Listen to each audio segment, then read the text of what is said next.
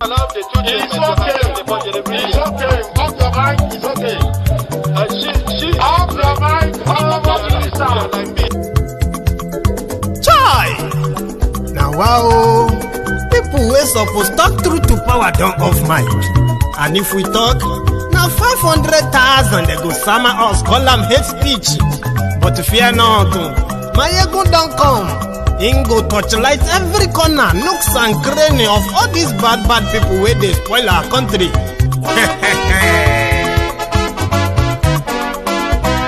So my people make we laugh, oh yo yo.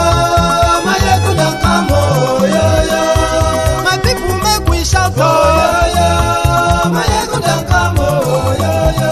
Maiyegun don't come, man of the masses, oh yo yo. Maiyegun don't come, oh yo yo.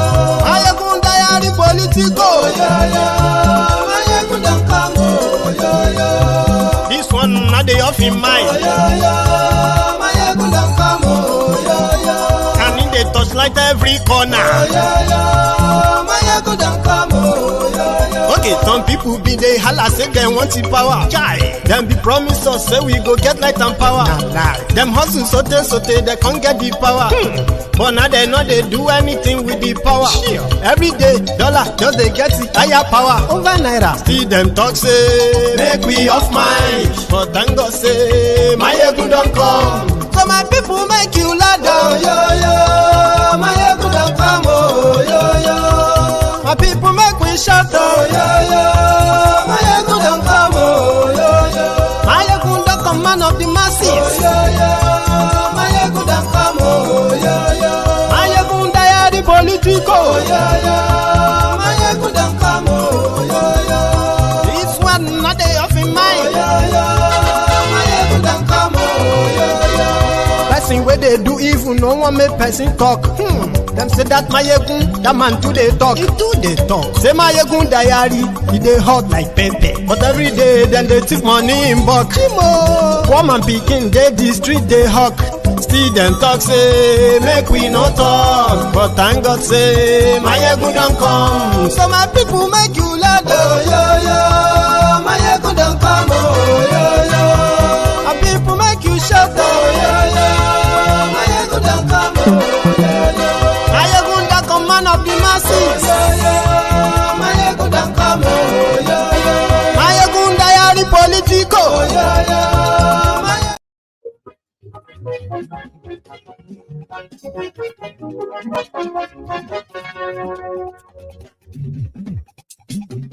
Hello there. Maiyegun làwa mọ̀, làmọ̀ tó dodo.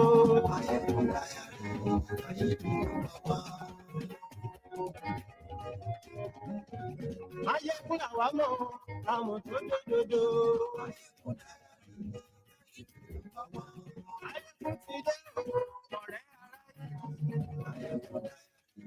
Good morning to you, good afternoon to you, and good evening to you from wherever you are joining us this moment. It is brunch time with Maiyegun. Please share this.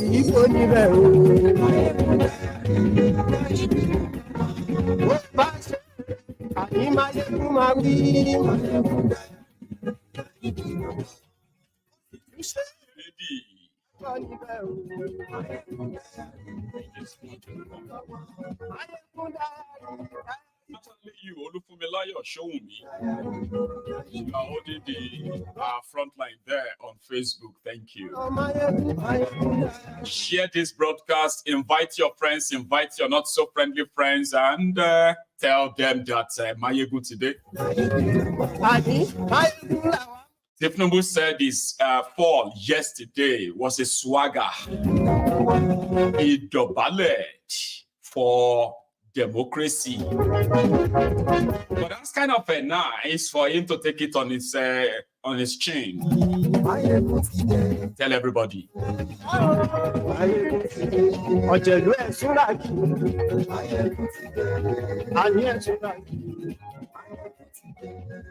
Thank you so much. Remember, Peter Obi himself was also on TV yesterday. Yesterday was a marked day for Democracy Day because it was to remember the man that they believe his death led to the democracy as well as the death of so many others, right? MK Wabiola. But yesterday, when the day started, Tinubu Bokiti, he tumbled, but he's kind of make a joke of it himself now. Tell the Abobakus to calm down. Even your own slave master, Tinubu, is not offended. According to him, social media, we were all confused. Share this. There were some shots fired by Peter Obi yesterday. I have few for you.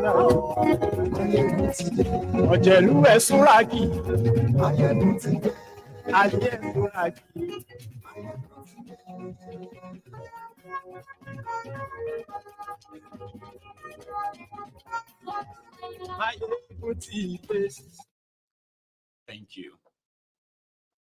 And you are welcome too. So, good morning to you, good afternoon to you, and good evening to you from wherever you are joining from. This moment, it is Maiyegun, and it is brunch time, all live. So yesterday, the media, especially the social media, was agog, buzzing with different memes made out of Tinubu's rollover video.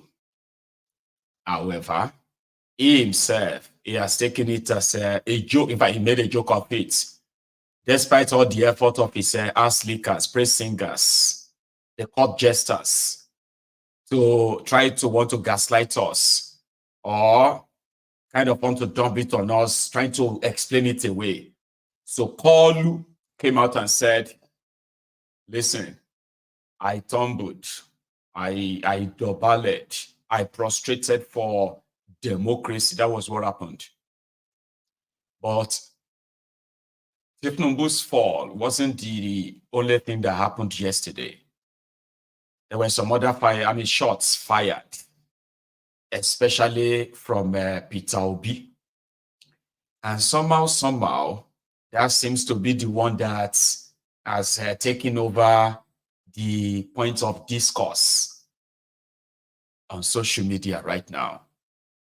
So what we're going to do this afternoon is that we will go through what happened after the fall yesterday. Koolu went on. Then he also went on to give other speeches.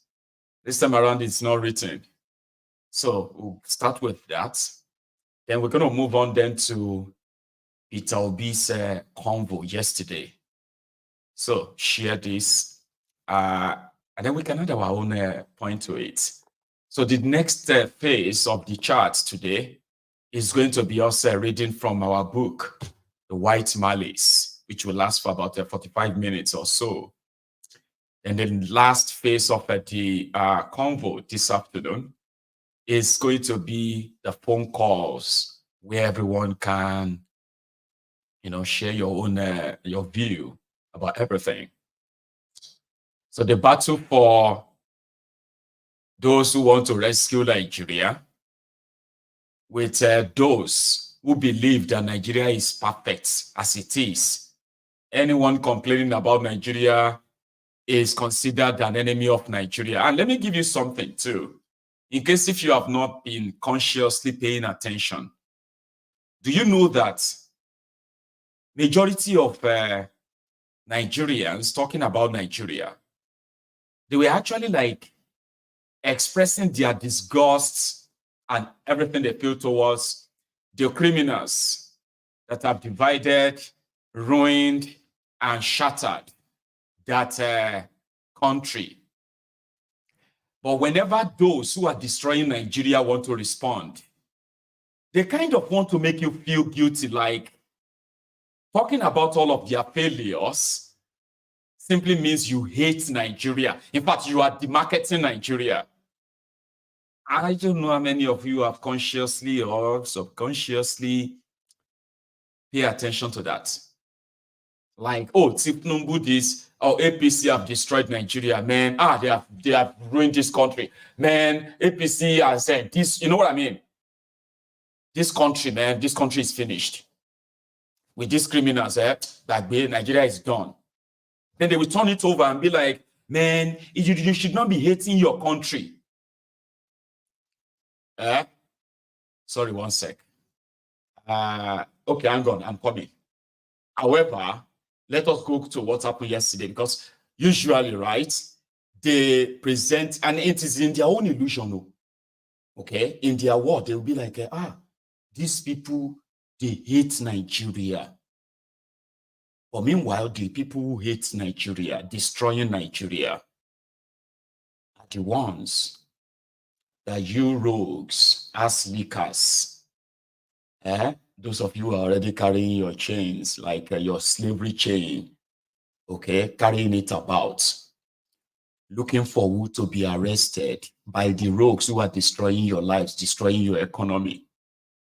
You want them to be arrested and put away and the rest of that. Because according to them, they are demarketing Nigeria by exposing these rogues and these criminals. Anyway, I'll come back to that. So let's go to Tinubu after Tinubu tumbled yesterday. Okay, so it went on for a presidential dinner. Okay, I mean presidential dinner, sort of, where ordinarily, if Nigeria is a real country, right, the police will walk straight into that room. I'll show you the video. Walk straight into that room, and possibly the only people that will not be arrested by your DSS inside the room I'm about to show you now, maybe that would be the guys who probably are serving drinks in that room. It is the room filled with criminals. And then, and that is why some of the ombudsman slaves, some of them are on TikTok now. I'm coming back to you. So, some of the ombudsman slaves, they are not invited. No matter the whatever shit they are dipping them into, they are wallowing in right now, yeah? They will only have to see it on TV. Meanwhile, this is the celebration of criminals, Nigeria criminals. The president is a drug dealer, okay? He's a heroin trafficker. His wife is a heroin trafficker. Then the Senate president is a thief, treasury looter.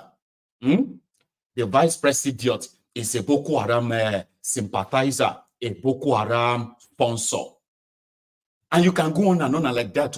Then you will see state governors who are also treasury looters. Bunch of criminals. So if that room is a room where, if to say Nigeria is a real country, they should just walk into the place and put handcuffs on all of them. But one of the ombudsman slaves is on TikTok right now, telling me not to come to Nigeria. DSS is looking for me. I know, but that's what I'm trying to say. The criminals have taken over Nigeria. They are slaves, okay, who are comfortable slaves. They believe that whatever is wrong with Nigeria is coming from the wishes of the people. You know that? These ombudsman slaves, these ass lickers, these crumb eaters, these all risers, arrest him if they cannot arrest that person. Because you see, it is the wishes of people like us that is not giving Nigeria electricity. It is because we don't wish Nigeria well. That is why they are looting their treasury. So people like us should be arrested. Arrested. Slaves, that is, most of you are actually under arrest. You are prisoners, who are inside prisons, but somehow you are walking about. Here you get. So Koolu, the druggie, and the criminals who have captured Nigeria, they gathered together. And if I lie, tell me. Sorry, guys, on TikTok, you can't see it, okay? You need to come to YouTube and see what I mean. Tell me if I lie. If you see this whole gathering, tell me if there is, give me one good reason why any of them should walk out of this hall without handcuffs, including Tinubu. So yeah, it took it as a joke. So first is arrival. I think I have that. Yeah, this one.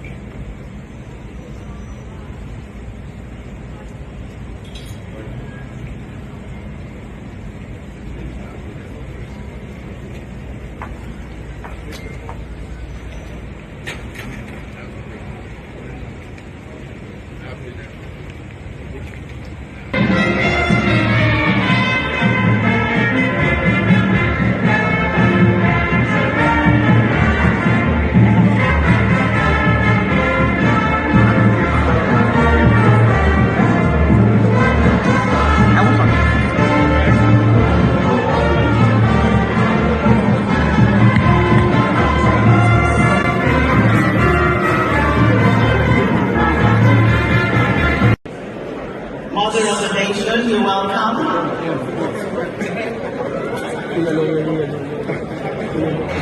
Mr. President and his amiable wife, and then the Vice President, you're very much welcome. The Senate President, we'll give them time to finish taking the necessaries before I establish the call. Do we have Timida Koolu in the house? We're told that Timida would have loved to sing the special part of our anthem to Mr. President.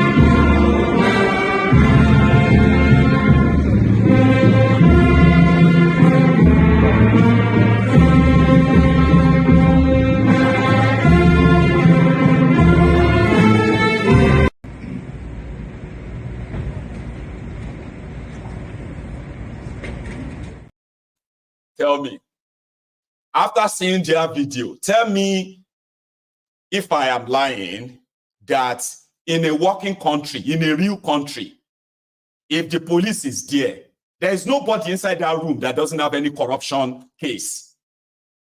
None of them that doesn't have any corruption or any criminality case. But because Nigeria is controlled by criminals, okay, criminals.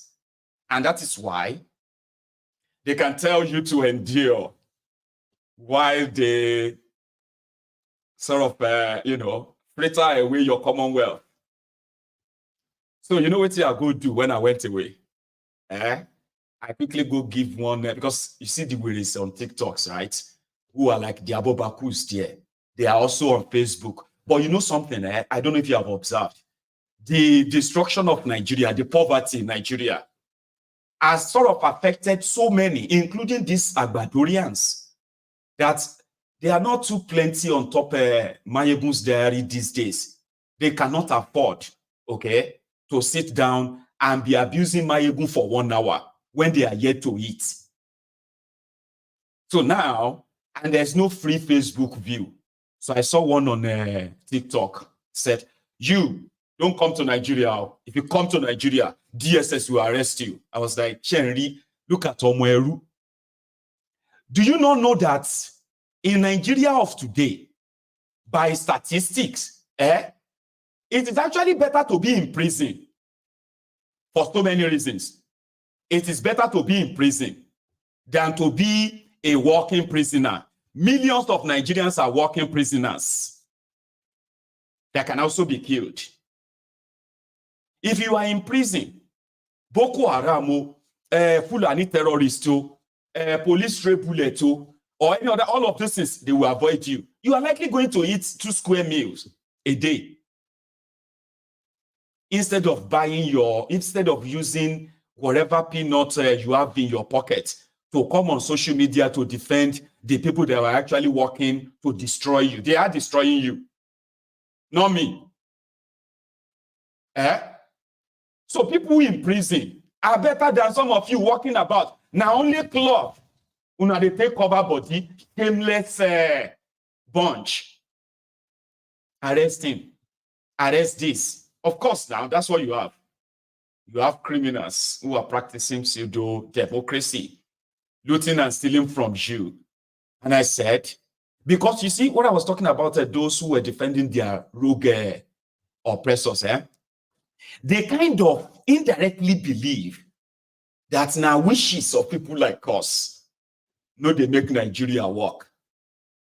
You did see what I told you when I told you that the issue of, the report of over 70% Nigerians have mental health problem, a very, very bad one, right?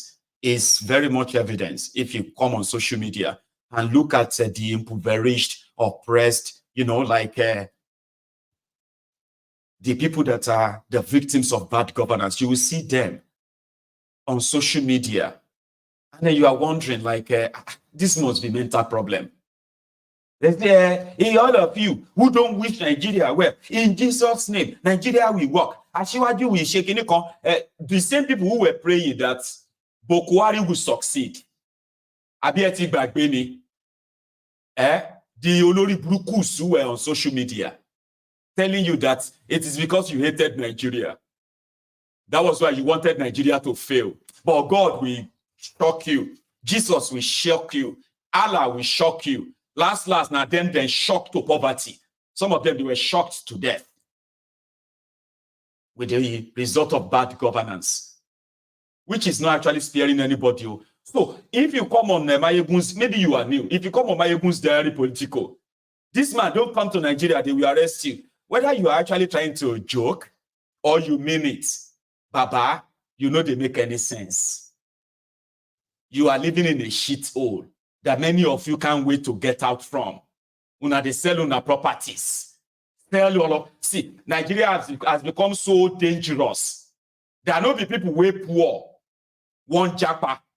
Even those who have enough, who have everything, they run away from Nigeria. One Olori Bruku is now there and thinking, me I can't go buy tickets. Because there is no actually real country in other places of the world. I can't go buy a ticket. I can't say at the pack bag. I won't go inside the shit to go prove what?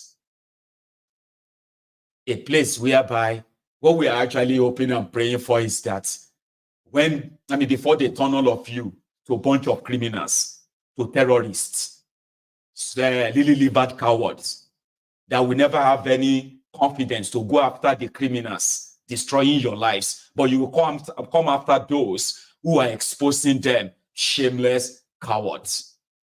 You are suffering, but you can't face the criminals who are destroying your lives. But by the time they are done with all of you, our own wish is that maybe you will wake up before you turn to terrorist, before you turn to kidnapper, before you turn to ritualist, in the space of looking for money to feed. So they blame people. They say, now, know they wish Nigeria well. That's why Nigeria has no electricity. That is why Nigeria cannot protect Nigerians. Yeah. Anyway, Koolu, who was like the guy who tumbled yesterday, he went on to sort of give himself a bit of a notch. And it was like, but before that, right, I am actually going to put, what do you call it? Let me put this up first. There is a mix. Okay, let's listen to where Koolu took a joke of his own fall.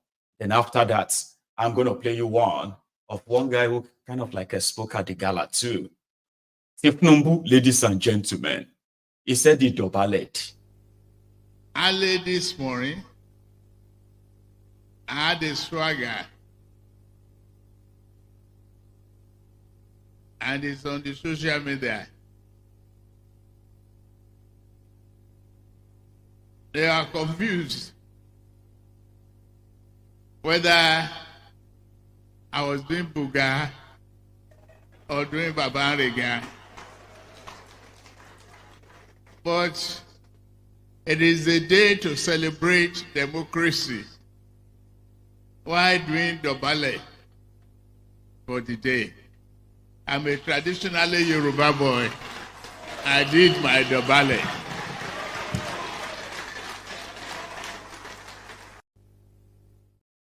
He's a typically Yoruba boy, so he only Dobale. But here is what Shehu Sani told him, especially talking about this their pseudo-democracy. Listen. A day like this will not be complete without appreciating the role played by the likes of Colonel Abubakar Dangiwa Umar, the likes of Chief Abraham Adesanya, Alani Akao Boshorun, and the likes of Fred Eno. Mr. President, even though the governor of Kaduna State removed me from the seat, I will always remember that he was one of those who stood for us when we were in prison. He was among those who kept the torch of freedom alive while many of us languished in the cell. Mr. President, I would like to draw your attention to this fact and this truth. The national anthem cannot unite a nation. A national pledge cannot unite a nation. A constitution cannot unite a nation. A nation is united by the ideals of freedom. A nation is united by equity and by justice. Many younger generations of today have not and couldn't know the sacrifice we have made to restore democracy to this country. It is important that we bring to attention to those who were not here in those days of the struggle. This democracy was not a gift given to us by the military. It was not a lottery that we won. It was a product of struggle and sacrifice. There were people who were forced into exile, like the President and Commander-in-Chief of the Armed Forces, and the likes of Wole Soyinka. There were people who were sent to prison, like us. We're supposed to spend the first 15 years of our life in prison, but by the magnanimity of God, we were out. There were many who were dead. This democracy was a product of struggle. The Academic Staff Union of Nigeria made sacrifices. Nigerian media made sacrifices. The NUPENG, headed by the like of Frank Kokori, made sacrifices. The National Association of Nigerian Students made sacrifices. This democracy was a product of that struggle, was a product of that commitment, and was a product of that determination. Mr. President, you have a duty to succeed. If you succeed, you will share your glory because you came from the trenches, you came from that struggle, you come from that period of struggle. Mr. President, if you fail, they will say that those of you who fought for democracy have nothing new to offer to Nigeria. We will pray for you, and we believe that the reforms which you have taken, there is no doubt about it, you too have recognized the untold hardship and the suffering it has inflicted on millions of people. But we are expecting that at the end of the day, it will bear fruit, and people will rejoice and say that the sacrifices that they have made, the consequences of that reforms, was something that was worth all this trouble. Mr. President, thank you for the honor and the privilege, and do something about the Nigerian prisons, because they were the ones who hosted us, in those days and in those dark days of the struggle. And on the last call, Mr. President, there are some people who are still in detention as a result of the NSAS protest. They were young people who were protesting for justice, for freedom, and for democracy. Any young protester in Nigeria today learn from you, because you were the father of protest in Nigeria. Do something about it. Give them the freedom. You taught us, you funded us to stand up and fight, so they are your children and your grandchildren. Give them the pardon. Thank you and God bless. Shehu Sani. At least he was able to tell him to his face, national anthem is not going to change Nigeria. Singing national anthem or changing, it's not good. No. You would have to actually really do the work. And as for Koolu, let's be seen like emperor, Democracy Day, they were supposed to possibly unveil the portrait of MKO Abiola, and they will say, demand that is the symbol of June 12. About the way he made it about himself. Koolu had his own, they said the world biggest portrait printing on canvas.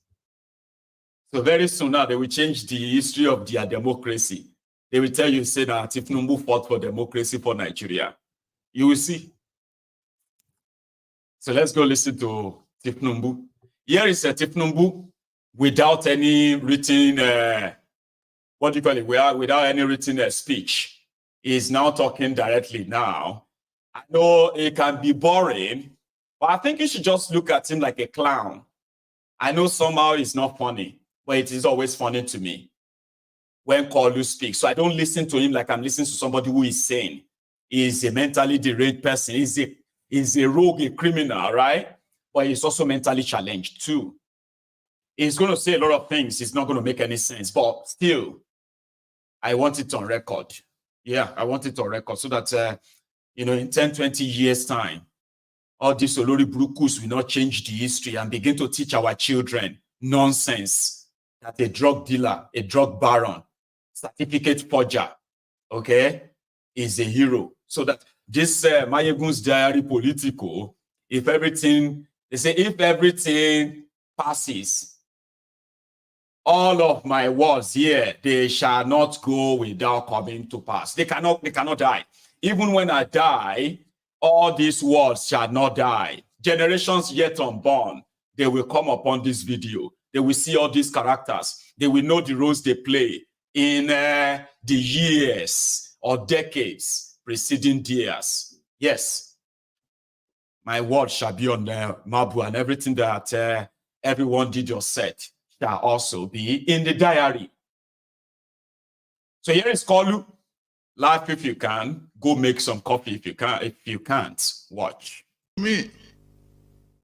And don't forget, look at this room. I want you to look into that room and tell me if I am wrong.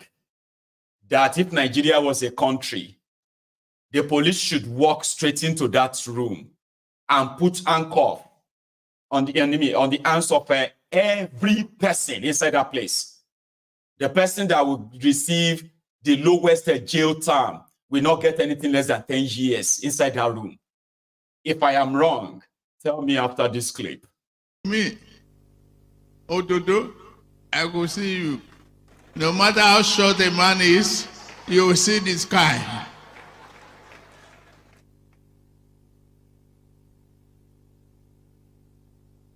Everybody had forgotten the partisanship color and embraced that green, white, green that depicts Nigeria. That is the value that we hold there to ourselves. That is the baton. That is the reason that we say we hand over a banner without stain to our children and grandchildren.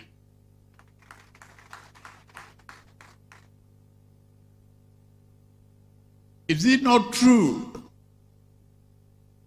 that Nigeria is greater than any one of us? That the unity of this country cannot be traded.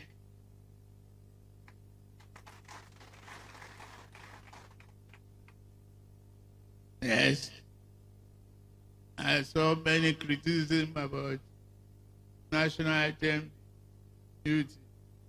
Therefore, if you cannot change the name Nigeria, are you the creator of Nigerian name?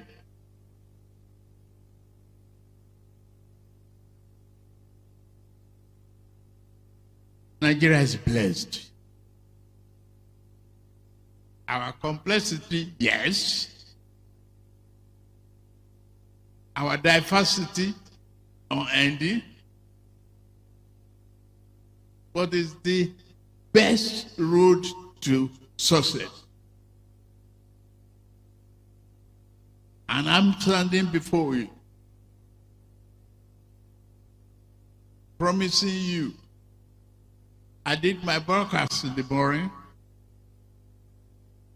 but as a price of the dinner you cost me tonight, I'm still making some remarks to offset the dinner price, even though I describe today as low-key. But I have to celebrate with you, my dear brothers. Senate President, Deputy Senate President, you get a notice from me if I've changed my mind.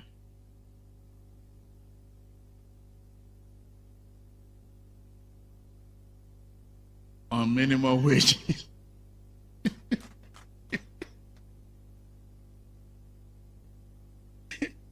He's looking at me with one kind high.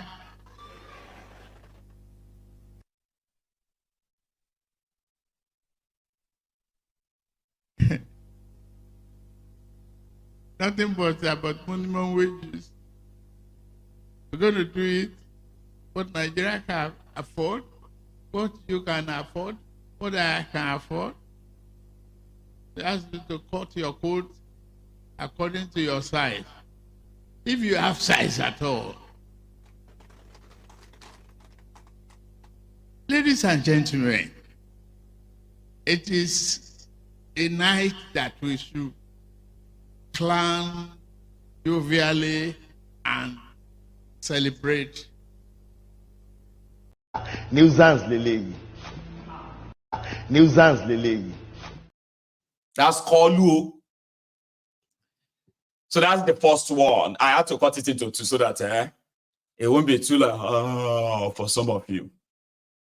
Because we are going to go to the bullet points soon. The bullet points. Where some of you who have one or two things to say about Toby, no kuna they press your finger and they massage your finger. Because as it is right now, when Tinubu fell yesterday, Bayo Onokunuga was out there saying the people mocking Tinubu were the obedient. Now Obi send them to go and laugh at Tinubu. Meanwhile, Obi himself was on Twitter saying people should not laugh at Tinubu, and the obedient themselves that they give them left, right, and center. Obi will be say, now in own Obi, then take call a form obedient too.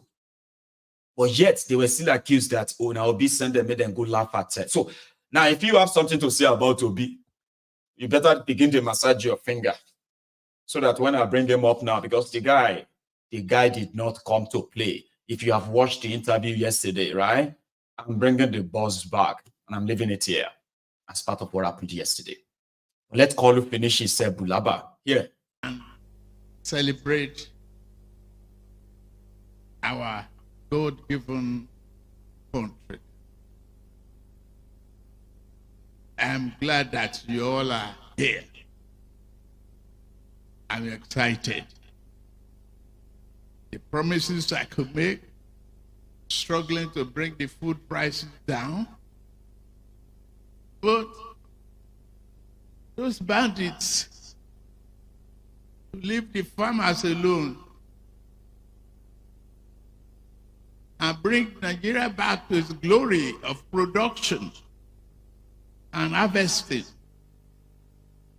We can do it. We can produce our way out of the history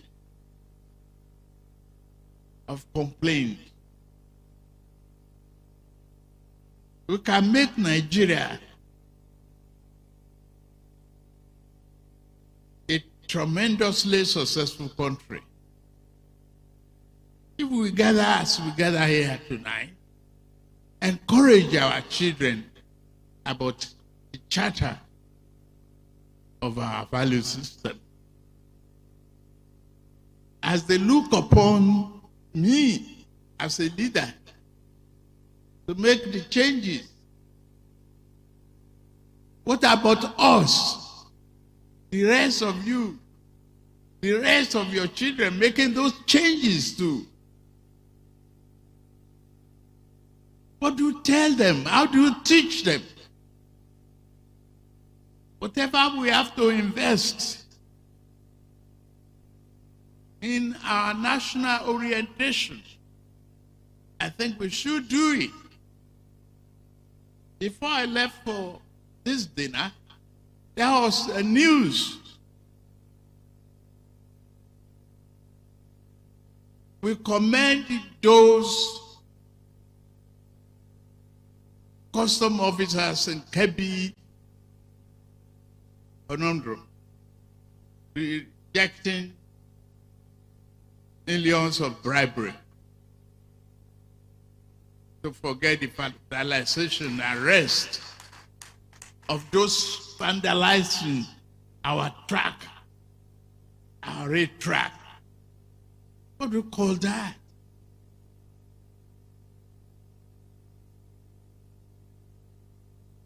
Distinguished leaders, we have a lot of work that we must do about our country, about our citizens.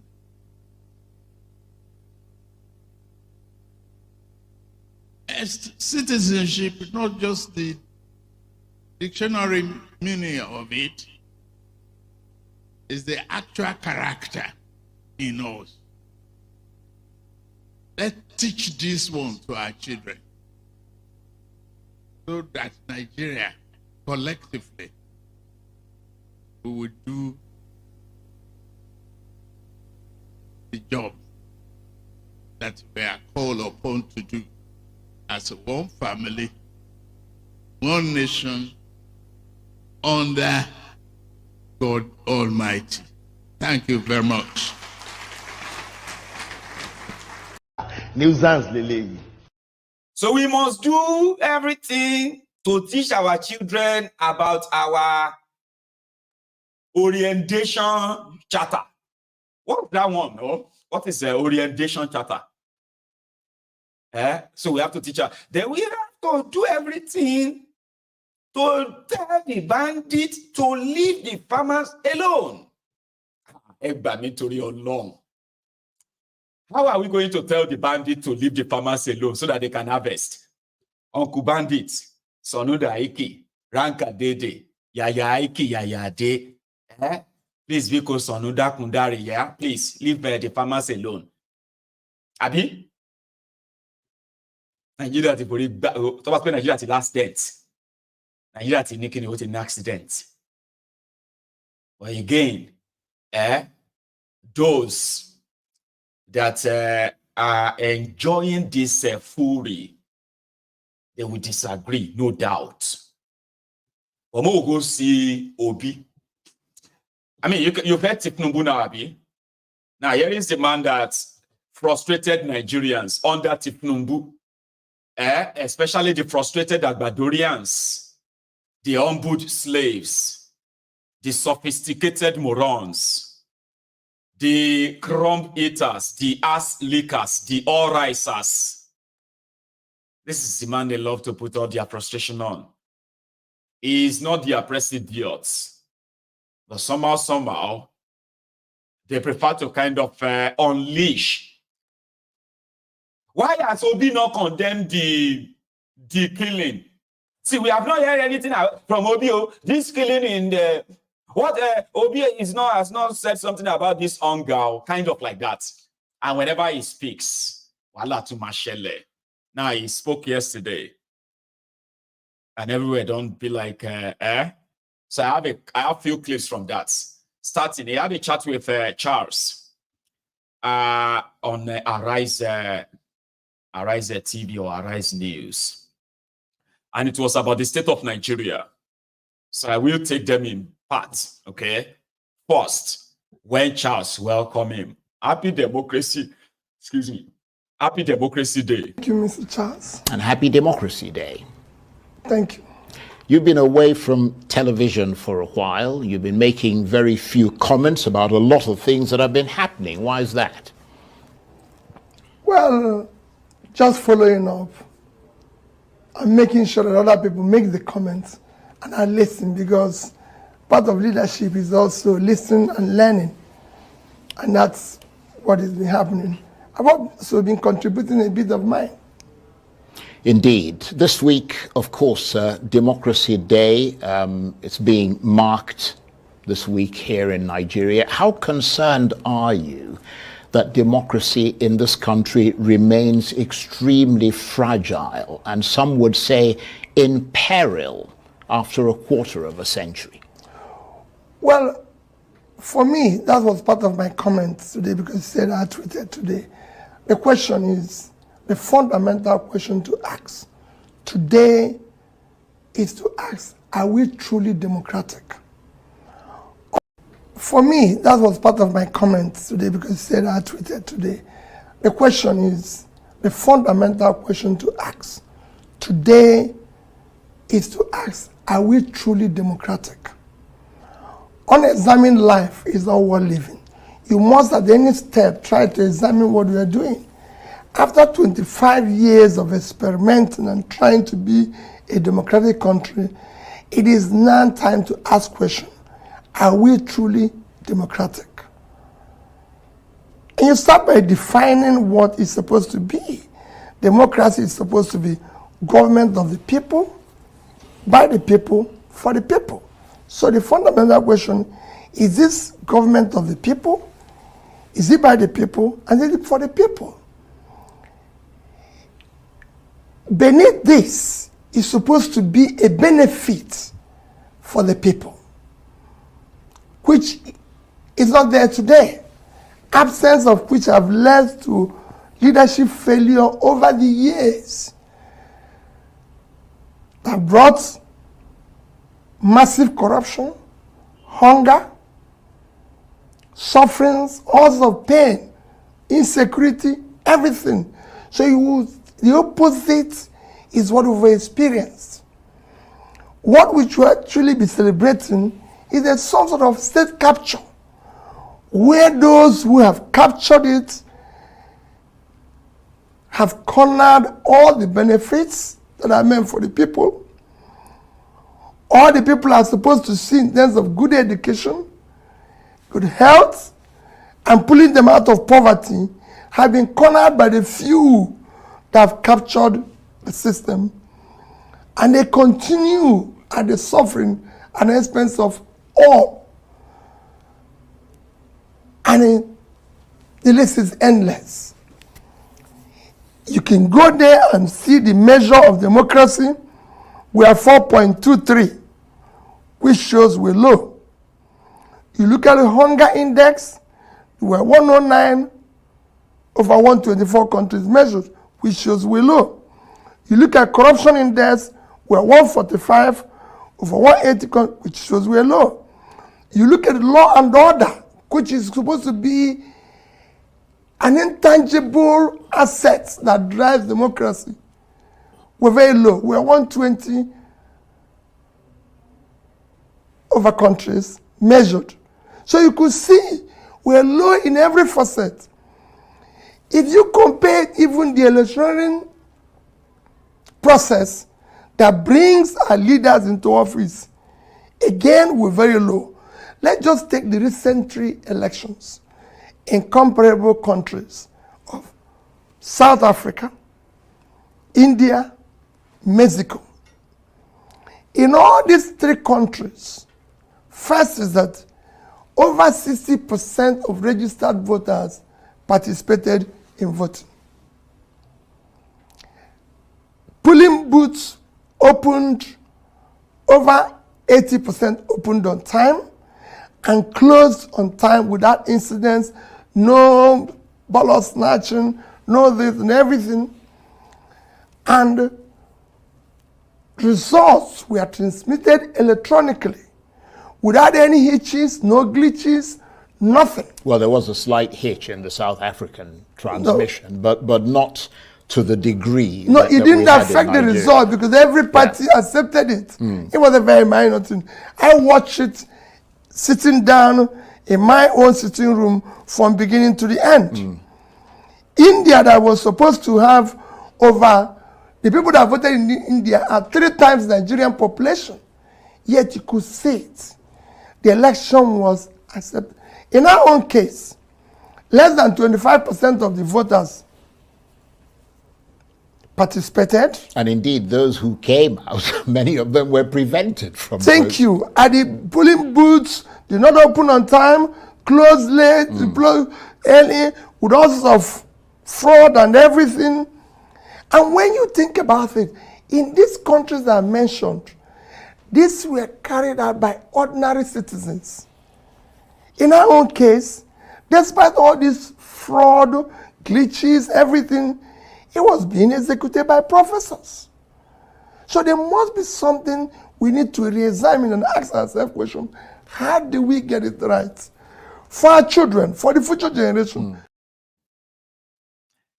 The first shot fired. You cannot say we met a bad economy or we met a this or that, all right? And yet, you are living the life of opulence. Obi never finish.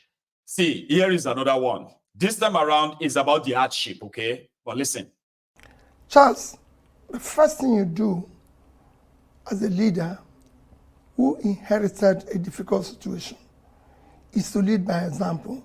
And it starts by your own style, by your behavior, your conduct, how you manage the resources.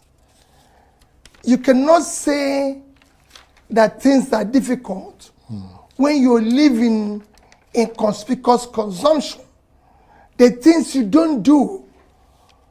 Nigeria today is a country with the highest amount of people without homes.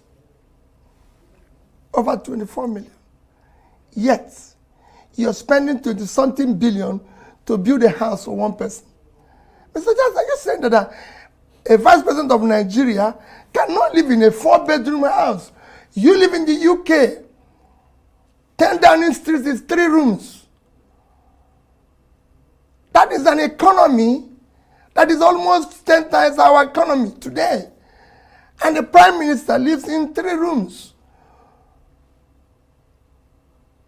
So that's where you start. You start by living like somebody who is coming through difficulty, who is facing difficulty, who wants to change things. That's how we do it. You don't engage in what we've been doing, buying vehicles, partying and everything, as if things are normal. When you say there's difficulty, you need to deal with the issue of cutting the cost of governance. That's where you start. So you need to deal with the issue of massive corruption. That is showing that I am now, okay, things are bad. Just have served the system where I came in and found that things are bad. And we start by cutting the cost of governance. So is that what you'd like to see him I mean, the first year is gone. You know, that's a fact. But he's now entering his second year. Or he has entered. What are the things that you have to also show a clear plan. It is not enough to say, oh, we are going to go through problem. If we are going to go through problem, this is very simple. You enter a plane. There's a bad weather. There's going to be a turbulence. The pilot says, we're going to go through bad weather. It's going to take us maybe 1 hour, 2 hours because of this. And he follows it through. That is not the time. In that bad weather, everybody, even the crew, are asked to sit down. That's not time to start serving food and wine and everything when everything is up and down. That's why we're there. We're in turbulence and people are still dancing and everything. I always say what happened to the Titanic is what is happening in Nigeria. While the plane was going on, the people on the upper deck were busy dancing until the whole thing collapsed. That's what is happening now. We should change and do things rightly. We can change and manage corruption and everything. Charles. That's another one. So you tell me how, if you don't really have any real problem, like if you don't have some personal mental problem, how could you fault that? Because you see everything they are doing in Nigeria. I have told you this, and I think a lot of us agree too. It's not by mistake, no be mistake that they spent 21 billion to build us for shitty man. No be mistake that they are spending over 60 billion naira on June 12th, Democracy Day. They haven't told you that. You don't know that, do you? Right. This whole drama of yesterday, they fall over and everything is over 60 billion naira. And they are bragging that it is actually very cheap compared to what others have spent before, but they are hiding it from you. No be mistake, right? That they are buying themselves cars, yachts, building themselves new houses. It's not mistake. It is all, you see all this poverty that you are witnessing today, the economic saboteurs that are stealing this money. It is not a mistake, It is all predetermined and intentional. I have told you this before. If you don't stop them, they won't stop. And this is just the first year. You still have another 7 years to go. And if Koolu have his way, it's probably going to be another 9 years to go. Right? I mean, if they could smuggle in a 6-year term, that means you can probably do 10 or even do 16 years. Even die as your president. Because as we speak right now, we have more Nigerians who have been mentally imprisoned. If they put some of these Nigerians who are walking about, enablers, who have been mentally imprisoned, if they put all of them in prison and release all of those ones in prison, there could actually be an improved Nigeria to some extent. You know why? In prison, if you don't give them food, if you cram them up too much, they will revolt. If there is overcrowded prison, they will revolt. They will disrupt everything until something is done. They can endure for few months. Once it becomes unbearable, prisoners will revolt. And the administrator of the prison, they have to do something, or else people will die. But you see those ones who are walking about thinking they are free. Thank God I'm not in prison. But he is afraid to go challenge the criminal that is making life hell for him, taxing him without providing any support. He is afraid he doesn't want to be killed. A prisoner could barely take pain, discomfort to some extent. Here you know. So if you take some of these Nigerians and lock them up and release all of those ones in prison, and they realize that they have to pay so amount of money for electricity, they have to pay this, and they know they have the number, do you think that they won't face all these gun-wielding, uniform-wearing terrorists called policemen, DSS, and army in Nigeria? Do you think they won't face them? Many Nigerians are prisoners. but they are prisoners without prison wall. And that makes them feel like they are free. They are not prisoners. So they go to mosque every Friday to thank Allah for them not ending up in prison. Yeah?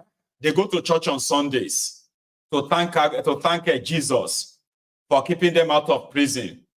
But they are actually in prison because they can't stand up and face those who are making life hell for them. They cry. Put the camera in front of them, they will scream and cry and lament. But they do not even have the confidence or the courage to face those who are deliberately destroying them. While those ones are feasting, they are telling them to continue to fast. They are fasting. Their criminal leaders are feasting. And most of them are even giving excuses for them. So that guy is doing the job, and he is doing the job of a real opposition. And that is Peter Obi. So that's another shot fired. Here is another shot. This time around, here is how he puts Tinubu's government into proper perspective. Just for those who are acting surprised, there are those, you know what I mean? There are those who are acting surprised today simply because they never expected that Tinubu would be this worse. In fact, there are those who believe that there's nobody that could be worse than Bukwari. There's nobody that can be worse than Bukwari. It's impossible. They said Tinubu has eyes for talent. They said Tinubu raised talent. He raised people. He raised praise singers, ass lickers, and treasury looters. That's what he did. Let me tell you something, right? What the likes of Tinubu did, that some of them are riding on now, and they are almost like, they're like running out of that now, okay? Here is what they did. You see, Tinubu's idea of a godfather is this.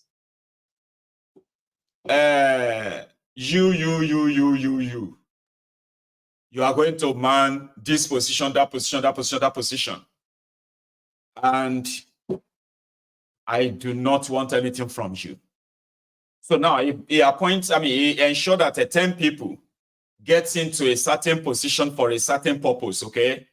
And those ones will now come back and say, Esa, we make 100 naira, 10 naira, 10 naira, 10 naira, 10 naira, 10 of them. So they will now say, Oga, we are so grateful to you for giving us this opportunity. So we have decided that we should give you all this 10 naira, 100 naira, and give us whatever you think, whatever you think is for us, just give us. Because without you, I can't be who I am. Without you, I will be nobody, sir. I'll be like, no.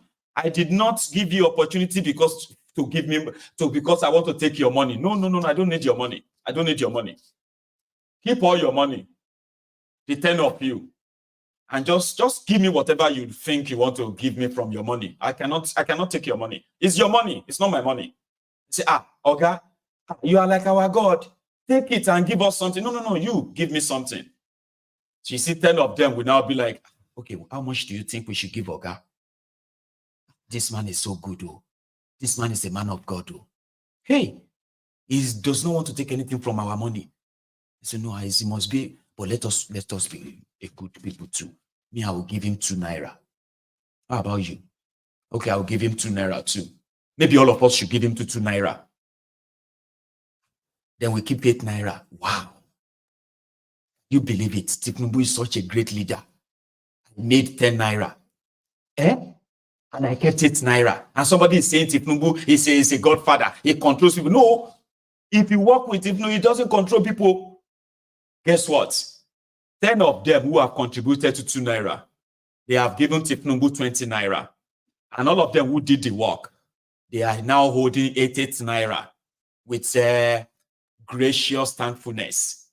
That, Oga, thank you, sir. Oga, thank you, sir.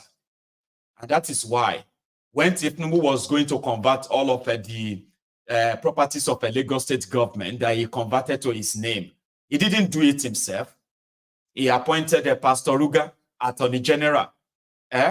He appointed Isaleko Barack Obama, Fashola, Chief of Staff. And they were those who have to work on all of the documentation without Tinubu even touching anything.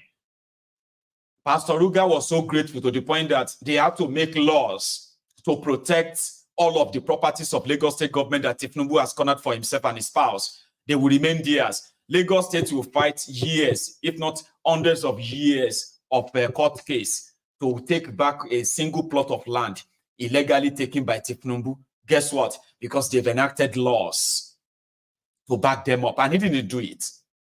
Till tomorrow, they were all grateful to him for making them. And these are the rogues, the ass lickers, they call talented people. These are thieves. And they will eternally be grateful to him. They owe him. Without him, in fact, you see, he is so good that he will even give them money. Oh yeah, you, oh yeah, go and campaign to become this there. Go and be this there. I don't need anything from you. All I just want is that I want my company to be collecting your tax for your states. I don't need the appointment. I don't say, that's not bad, sir. We can do that. If I become governor, Alpha Beta can be taking our taxes, sir. Yes, sir, I can do that, sir.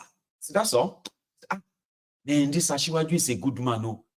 I don't know why people kind of talk bad about him. He gave me 2 billion naira to go and run for governor. And all he asked for is just to say, Alpha Beta is going to come and help us improve our tax. And they will just take small change. Do you understand that now? That's the kind of godfather that Tinubu practices. Because look at the talent he brought upon you. Look at the talents. The talent be that to intelligent people. Economy, look at your economy, look at everywhere. But yet, all of these supposed professionals, intelligent people, when they speak, they end their speech with, Tinubu is more intelligent than them. Even Mr. President, if you listen to Mr. President, when he was talking, man, Mr. President has so much brain. Say, hey? Koolu the brainiac. Is now like the professional in economy. Now here you are.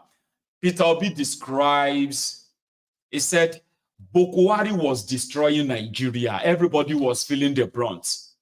Tinubu came out and said he would continue from where Boko Haram stopped. And you are now acting surprised that Nigeria has gone into the hell. Why are you acting surprised? Another shot. Obi. I would say that President Tinubu have kept to his campaign promises. Throughout the campaign, he consistently maintained that he will continue from where Buhari stopped. And that is done very well. I would say excellent. I'll give him an excellent pass mark. And it's very simple. Dollar was 460, is now 1,005. Fuel was 238, is now about 700. Diesel was 844, is now 1,415. A bag of rice is 35,000, is now about 80. A bag of beans was similar, 35, is now about 90. Gari was 27.28, is now 49.50. A tuber of yam was about 2,007 to 3,000, now is about 10,000. Tomato basket is about 40,000, that is over 150,000. Electricity is 66 kilowatts, is now over 200. You can go on and on. Our debts, even bread, which is a basic thing other countries that subside, like Egypt, bread, smaller, medium bread was 450 naira. It's not 900 naira. The big one is 900, is 1,005. Our debt, like I mentioned, was 87. By end of last year, it was actually 97. The highest we've done within that short period. Now is over 100 trillion. In fact, this year alone, the government, through the Central Bank of Nigeria, have issued and taken from the system borrowing of over 16 trillion naira. You can imagine the interest at almost 20%. It's about 3.2 trillion after 12 months.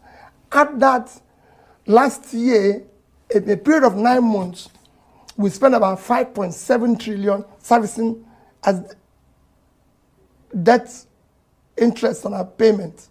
So add that. So overall, you've done well. Let's even go back to the overall of the economy. By the time he took over last year, we were still the biggest economy in Africa with $477 billion as our GDP, followed by South Africa, Egypt, Algeria, and Morocco. Today, we are number 4. South Africa is number 1 now, I think about $373 billion. Egypt is second, $347 billion, followed by Algeria, 266. And we are now 252 billion GDP economy. It's even worse when you go to our per capita. We are actually 1/4 of per capita of the list of these nations that I mentioned. South Africa is over 6,000 per capita. Egypt is 4,000 plus. So is Algeria. And then Morocco, which is 1,210, and we are 1,000 plus. So we actually gone low. We're coming from a low of per capita of 3,000 plus in 2014. So with every other thing have headed south. Adherence to the rule of law has worsened. The country has been, nepotism is at the highest. Let's look at. Would you not feel much better, even if you don't like Tinubu? Would you not feel much better if Tinubu is the one on that screen, at least expressing his understanding of what people really, really go through? Like grasping the basic cost of a living, the basic prices of things. Give me a second here. Even if you don't like Tinubu, but he's on your screen and says, man, things have gone really high. Okay. The price of bread is this, the price of yam has gone from this to this, the price of this and that. And I am working with my government. Not even anybody, any minister inside Tinubu's government could sit on the TV and talk like that guy, analytically, like clearly like that. Tell me. Except for them to be dropping just word salads, big grammar, meaningless sentences, just to try to confuse you and make you feel like they are doing something, they are actually working when they are not. Like somebody who understands what you, as an individual, like normal thing that you are passing through, and that person is this person that can actually make things happen, and sit down there and is telling you, and says, oh, I know about this, I know about this. We are trying to get it down. So our plan is this is how we're going to get it down. This is how we're going to get it down. I'm saying that now. Would you not feel a little bit kind of like, okay, even if he's lying, Tinubu, if it's Tinubu on your screen, even if he's lying, then somehow, go on and say, let's give him a benefit of the doubt, because at least he knows what he's talking about. But you see Tinubu talking about orientation, talking about our children, hand over to our children, talking about how to teach the children how to sing national anthem. He is so proud. With all of us, hope is here. Ekiniko is here. Like, how do you think a country can be successfully run that way?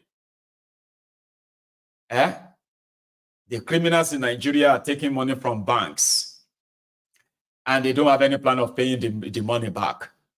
Banks are about to fold up, and instead of those criminals who took this loan to pay, they took up political offices, protect themselves. The banks can go to places. Heritage Bank is one of the banks that one is dead now, but it's just one of those that will still die under Tinubu. Some of them, they would actually take them over by force. Heritage Bank gave Ifeanyi Ifeanyi Uba loan, billions of naira loan. They couldn't get their money back. Baba, they sent the AMCON, sent all of the government, acknowledged agencies to go and recover the loan. Ifeanyi Uba didn't pay that money until Heritage Bank entered Canal. Now, Heritage Bank's license, operation license has been withdrawn. The bank is gone. The staff. What about the depositors' money? Baba, if you have a 10 million naira in Heritage Bank, they will offer you 5 million naira, and that's lucky you, man. That's lucky you. If you have a 50 million naira in Heritage Bank, they will offer you 5 million naira. They are telling their customers that these are people with big money. Those of you with 100,000, 200,000, Otilo. They are telling their customers that they will pay them later once they sell the properties of the bank. The bank is in the debt of 590 billion naira. That money was given to politicians. It wasn't given to businessmen. Ifeanyi Uba, and it's like a chronic, is Ifeanyi Uba and Jimoh Ibrahim. These are like a chronic borrowers who have no intention of paying back. But instead of paying back, they take up public office, protect themselves. It's the bank that will go. I don't know many of you will remember this in 2021. I'll play the video, but here is what we'll be able to say about the end of Heritage Bank. Listen. Issue. How dare you allow a situation at this critical time, so many poor people with their little savings have put it in a bank where I'm sure whatever caused them to collapse is came from the elites and possibly the top politicians. And you allow them to lose their savings. They even allowed some big people and some big institutions to be able to get their money back and then allow poor people.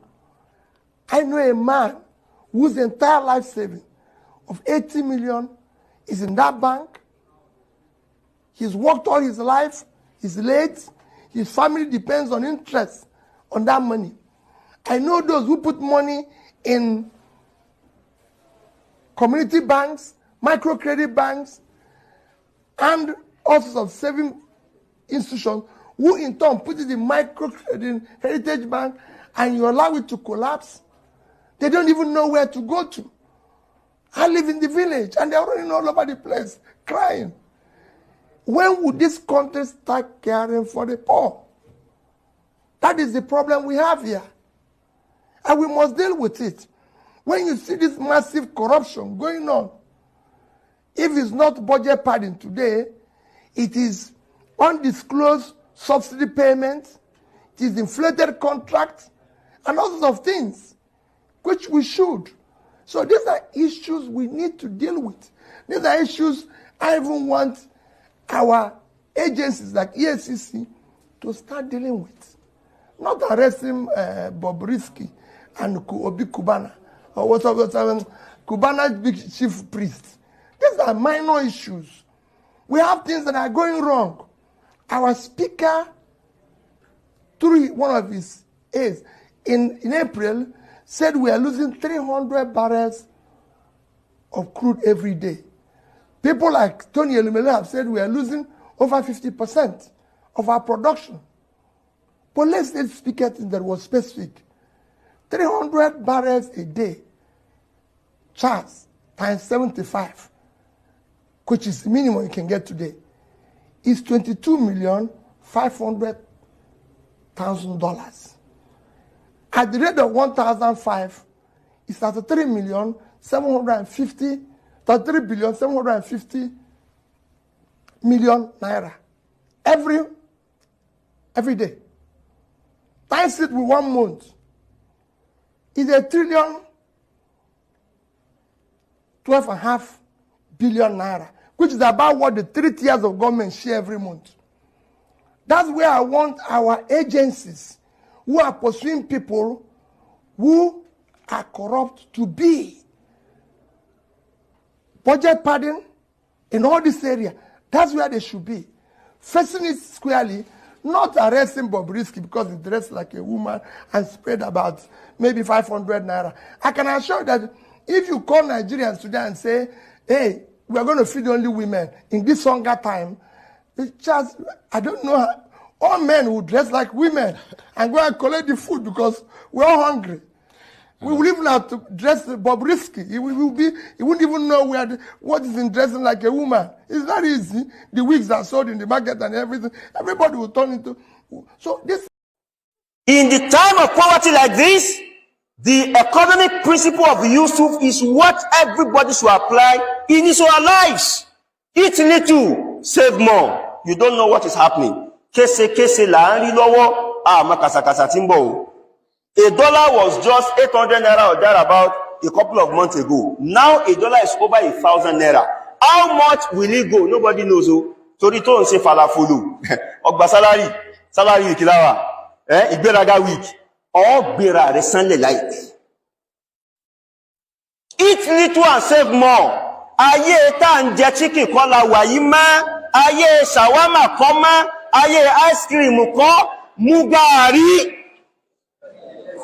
Jẹ́ pọ̀nmọ́ gbàgbé táwọn dókítà sọ pé kò ní nutritional value. Kí ló fẹ́ nutritional value pẹ̀lú kíní?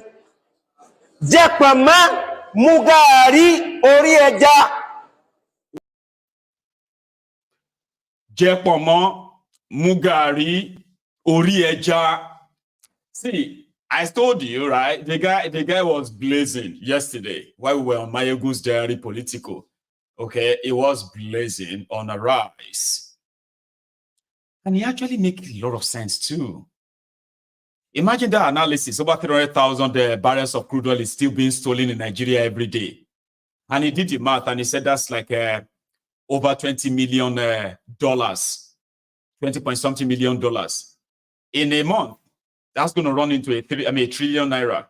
He said they would rather send the EFCC, send all the security apparatuses to go after those who are stealing that crude oil and keep it with Nigeria than to be going after those who are spending or spraying money. Because the situation in Nigeria right now is so tough that you can't say, oh, we are feeding women tomorrow, only women. You'll be surprised that you will see bearded women that will be there with their wigs and all of that. All of us could dress like women. Okay. Ask Celia. Celia is somebody who can fit into character very well, right? But I'm dressed like women right now. I'm a lot Gerais. That's the situation of Nigeria. So it is not about somebody dressing like a woman. I love that. But somebody now said, "Oh, much hey, to survive in Nigeria right now, it's tough for man or men. Let's be honest, it's tough for women too. But there are those, somebody said, maybe that's what Idris did. Bobrisky. He don't, the guy don't observe. So, oh, go tough for me, man, in this place. He quickly just decided to be a woman. Started dressing and cross-dressing that way. And that is what brought him to where he has gotten to today. And they will say, well, it's because so. And if you are not surprised, though, there are some recent scourge increase in that there are so many men who are now turning to women in Nigeria now. It will tell you that they are not gay or they are just cross-dressers. Because everybody wants to survive. So I don't know how women are feeling about that, because it's giving the vibe that once you are a woman, it's going to be easy. And it's not. It is not. You know? But some people are like, kind of like, oh, that's smart. That could actually be what Idris did. But it doesn't matter. Then they pressed him on that Soludo people said, all this your noise. Soludo's 2 years is better than your 8 years as governor of Anambra State. And he said, well, I promised Anambra State people education, infrastructure, security. I delivered. Soludombu promised them Dubai, Japan. He should deliver Dubai, Japan, and not really worry about himself for not turning Anambra to Japan, because he didn't promise Anambra people that he would turn Anambra to Dubai, Japan. Listen to this. Soludo has achieved more than... I wanted to correct that part. You see, that was Andy Uba, not Ifeanyi Uba. Okay. And I remember in 2021, when the now defunct Heritage Bank, when the staff of that bank, they had to stage a protest in front of the senator to pay them the money it took. Here. Good morning, ladies and gentlemen. Today is Monday, the 21st day of June 2021. And we'll have here the staff of Heritage Bank, PLC, Abuja. We're in front of Senator Andy Uba's house in Abuja. Senator Andy Uba has been owing the bank for a couple of years now. And we're here for a peaceful meeting with him, very peaceful meeting, to ask him to kindly repay those loans, because those are depositors' funds. And those monies, if they are not repaid, we throw the number of people you see here with their families out of work. And we know the situation of the economy now. So if this number of people are thrown out of work, you know what it means. So we're here to appeal to him, to the distinguished senator, to kindly pay this money so that these people will not lose their job. And of course, the bank becomes a going concern. Today, 3 years after that protest, all of these people have lost their jobs now and more. Okay? And the bank is now defunct. There is no Heritage Bank anymore.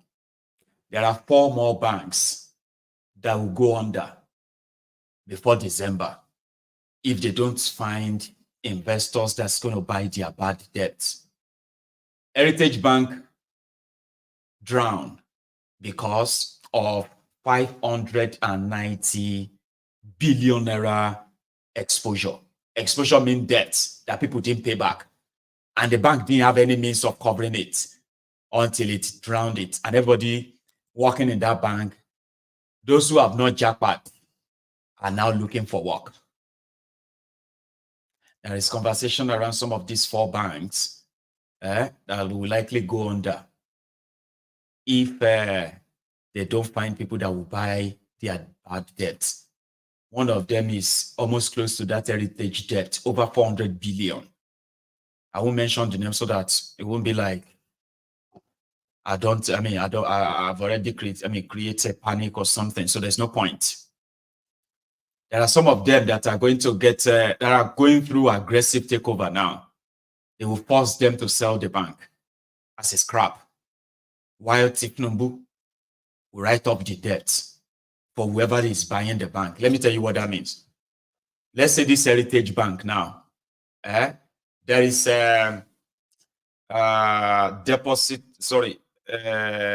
NDIC, the National Deposits Insurance Corporation, Abi. Is it corporation or commission? Corporation. Now then there is another one called AMCON. Okay. That AMCON is to recover debts. For example, now, if a bank is going bankrupt, okay, so before they go bankrupt, they can talk to AMCON to go and help them recover the bank loan from their customers, okay? Then if that fails and the bank liquidates, so the next corporation that will take it over is called the NDIC, National or Nigeria Deposit or Depositors Insurance Corporation. I don't know, like something like that. So those ones are now the ones who are now going to deal with dissolving the bank. Okay, they will value the properties of the bank, the ones that is owned by the bank. They will value how much money the bank still have left. They will take a look at how much is the depositors' money. All of you who have deposit there, how much and how, you know. So once they clear all of that, which can take them months, now they will begin. They are now the ones that will now begin to sell the properties of the bank. And in most cases, they don't always have the money to clear. And they always tell Nigerians to go and lick their wounds. That's what usually happens. But you know what they do with banks in Nigeria? Before Heritage Bank will go down, okay, normally they will look for investors. So the investors that will help, that will bring in investments, like they are in debt of 590 billion, right? So somebody like me can just say, I have, let's say I have $1 billion. So $1 billion will give me, in Nigeria, maybe 1.5 trillion naira. So then I can now say, I want to go and sort of renegotiate the debt, see how much of it we can get back. But pending that time, I will put that 590 billion back in that bank. So instead of the bank being held by a lot of people, the bank will now be holding me, and that will be issued to me as my shares. The rest of the money I'm bringing in as well can be used to upgrade the bank, hire more staffs, expand operation, and see how to make more money in a short period. That is an investor part. You see the part where the fraud and the corruption and aggressive takeover is taking place, or it's going to take place in Nigeria. Here, AMCON can't get back the debt from the politicians. There is no investor to buy the debt. So Tinubu and his gang will now sort of, to save, for example, to save the heritage now, right? They will say, we will buy the Heritage Bank for 300 billion.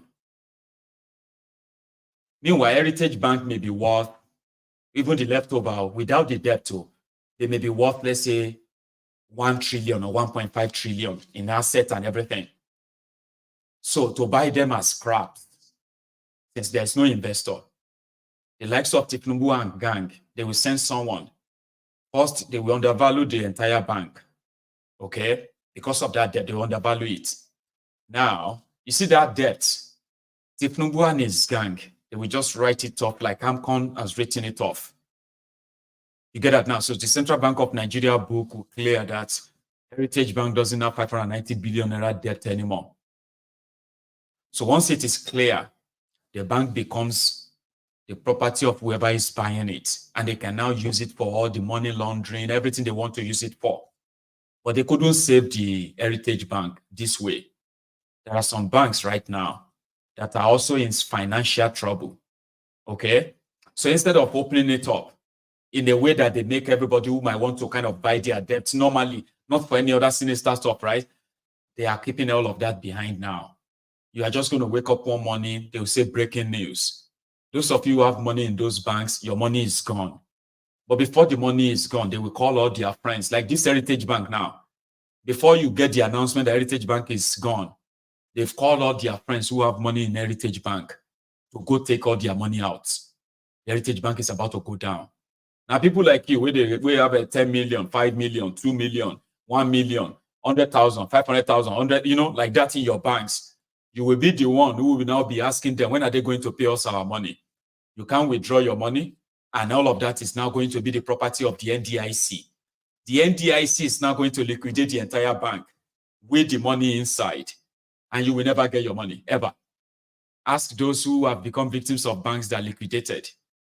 But you see those ones whose banks were taken over, they were lucky.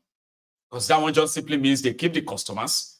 They ensure that the deposit fund in their banks, right, is still kind of guaranteed by the central bank that they are not going to take their loan from it. They are not going to take their debt from it. It's their money.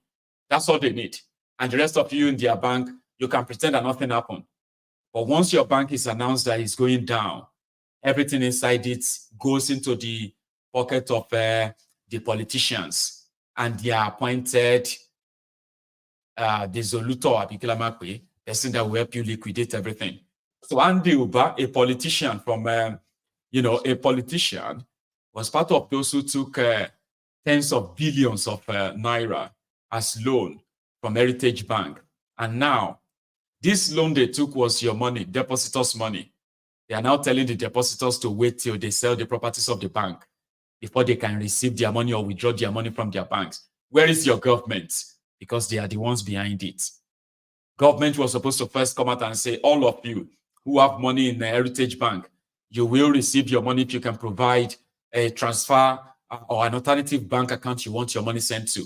Right there before, or even as they are making an announcement that their bank is going down. But it is Nigeria. Banking is fraud. It is put together by the elites, okay? And that is why the economic problem you are facing in Nigeria today, you can see all of them, they are all in bed. When the politicians make policies of looting Nigeria, the bankers ensure that the money that will be laundered from it is as smooth and clean, as legit as it can be, while the rest of you will have to continue to pay for that. So they asked him, Obi, they said, Soludo's 2 years is better than your own 8 years. His answer. Soludo has achieved more than your 8 years in office. In other words, 2 years of Soludo is better than 8 years, Obi. What's your response? Well, again, Charles, I don't like talking about issues like this. But because you mentioned it, let me tell you, Charles, let people go and look at my electoral promises to the people of Anambra State. Education, health, pulling people out of poverty, making sure there's access to rural areas. And I can tell you, they were the measures of MDG, and I was number one. I was number one in education. I was there in health. I was there in pulling people. Go and ask those who ran Office of Poverty Alleviation, like Professor Dr. Bacall and everything. Go and ask Samsudeen. I was number one. What I promised, I delivered. I have to be fair. I saw that the evidence of that online. Thank you. In terms of those I think the European Union and all the rest everybody. of them, their rating was that Anambra State was number one. Finished it and was able to even left a savings, subnational savings, for the first time in Nigeria, for future generation. Nobody had ever done that. What I promised, I delivered. My brother, my senior brother, Soludo, promised Dubai, Taiwan. So, until I comes that, because you must stick to what you promise. When Anambra is now Dubai, Taiwan, he has achieved his purpose. I didn't promise that. What I promised, I delivered. And that's what I'm thinking about, what I'm talking. When I was talking about being president, I was saying things that is deliverable. That I'm going to do this in the north. We're going to make sure we'll go to the north and turn around the uncultivated land, do this. I wasn't really, I had what I wanted to do, and I am not promising what I know I can't do. I delivered what I promised. Go and verify. And indeed, it is verifiable. It was number one during his time in education, delivering the Millennium Development Goals on education. It was number one all over Nigeria. But you see, politics are now making it like, wait, you not build school, you not build this or that. That's the way told them. You remember this, Soludo? How many of these has he done now, by the way, just on the side? It's Abacha from Umunze. Okwa from Isofia. Anambra rice with Ofaku. Inkwenu from Obu. Ingwa from Awandoba. And malt and bottled water from Onisha. How many of those Soludo has done now? That should be the question people say. All right. And well, that is where we are going to leave it. So that is the first part of this chart. And it seemed that we have spent longer than usual. So he said something about Soyinka and the rest as well. When they asked him about Soyinka, he was like, Soyinka is an elderly person. I wouldn't want to reply him or be engaging on the TV with him. But there's something though. He said there's something though. I would love to put myself in a respectable position when I grow old to the age of Soyinka. I would love to put myself in a respectable position where young people would actually really respect me. And that's all he said. So the Confessor Soyinka, the man that has been trying to gaslight the young people for asking for a good governance or a better country, has lost all his respect with majority of sensible people, not the ass kickers. You see those ones who call Nigeria shithole under Bokwari, all those Olori Buruku, Ronu Nazis, Tinubu ass kickers, especially those ones who live abroad, who are now patriotic Nigerians from abroad. They actually called Nigeria shithole because the man in charge was Bokwari. Now, the demented money coin, another demented money coin with a shit for body. Tinubu, druggy. Now they are now patriotic Nigerians abroad. Kure one by one. We see you. Along there see you too. Because we know some of you who have suddenly became a patriotic Nigerian in order to further help entrench this madness in that contraption. Now you love Nigeria. Anybody who is now talking is like somebody that doesn't love Nigeria. One by one. Shami, abiwere wa lori e mo nsepe fun onrunju abolori buruku ni you Abobaku is watching me. You fe sori buruku one by one mo nsepe fun e olorunju to ye ko shami. And you lori buruku, you live abroad. We all agree that Nigeria was a shithole. We don't know that you guys are Ronu Nazis. The Ronukus. Now you want us, you probably are jumping from one place to another to tell us now how Nigeria is going to be a great place under the druggy. Some of you are even offended that they are calling Tinubu drug dealer. Are you mad? Anyway, I'll leave it at that. Let's take calls. There's no time for us to read the book without skipping the phone call part. So I have, let me see, I've got 20 and so I've got just about 70 minutes. We can use that to take some calls, okay? So thank you so much this afternoon. I will take a quick break. And when I come back, yeah, you can call in and possibly come and express yourself too. Yeah, even you, the Abobaku, yeah, Lofo. Pick up the phone, Ashiri. Don't type. Stop typing. Pick up the phone and call in. A majority of you are, see, when you see some of these, including these low lives, Abroadian Nigerians, Abroadian bad idiots, Abroadian bad stats, Abroadian Agbadorian, and Yolori Buruku Dede. Pick up the phone and call me. You are mostly like crickets, low lives. You have those who look at you from Nigeria, and some of you, it's like that dream of, I can't wait to go abroad, and everybody will be looking at me and respect me. Now, they are destroying Nigeria. We are asking the whole contraption to be broken up. Now, you are calling people unpatriotic. You suddenly became patriotic. You are calling people Omali because of a drug dealer who don't know him papa, who don't know him mama. Pick up the phone and call me because you are just like a cricket. You are there. You have everything. You have all to say. You have all the slaves back in Nigeria who are living in that darkness, looking at you and possibly hoping they have a miserable life that you have abroad too. And therefore, you're everywhere. Let's give them time. Nigeria Shimadu. There's one way they call Nigeria Shimadu or something like that. Pick up the phone and call me. I'll give you the answer. Or any question you have, don't type. Stay away from that comment. Pick up the phone and call me. I'll be back in a minute or two. Don't go anywhere yet, though.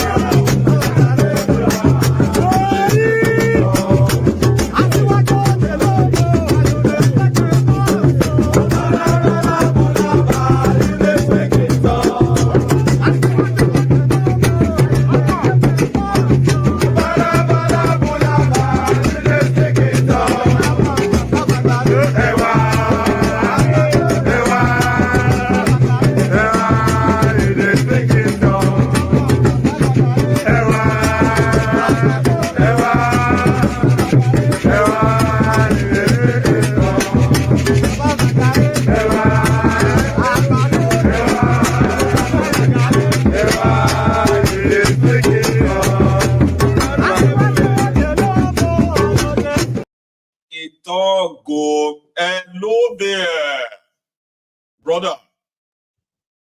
Sir, hello, sir. Good afternoon, Idris. sir. Hello, how are you?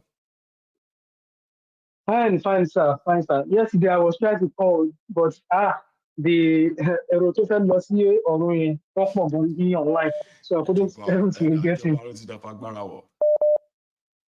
And sir, yeah. I just want to do my own little contribution. First of all, to me, about yesterday, the democracy of yesterday, I do not actually consider that, to my own perspective, I do not consider MK Abiola as my hero of democracy. Because Abiola, to me, Abiola was associated with this. Yes, he's also a looter in Nigeria. So, and I found no evidence that he opposed the wrong they committed. So you remember ITT, International Thief. International Rogue, International Thief. Now Abiola, just people should know. Abiola. To me, instead, I believe that he actually fought for his own legitimacy and status.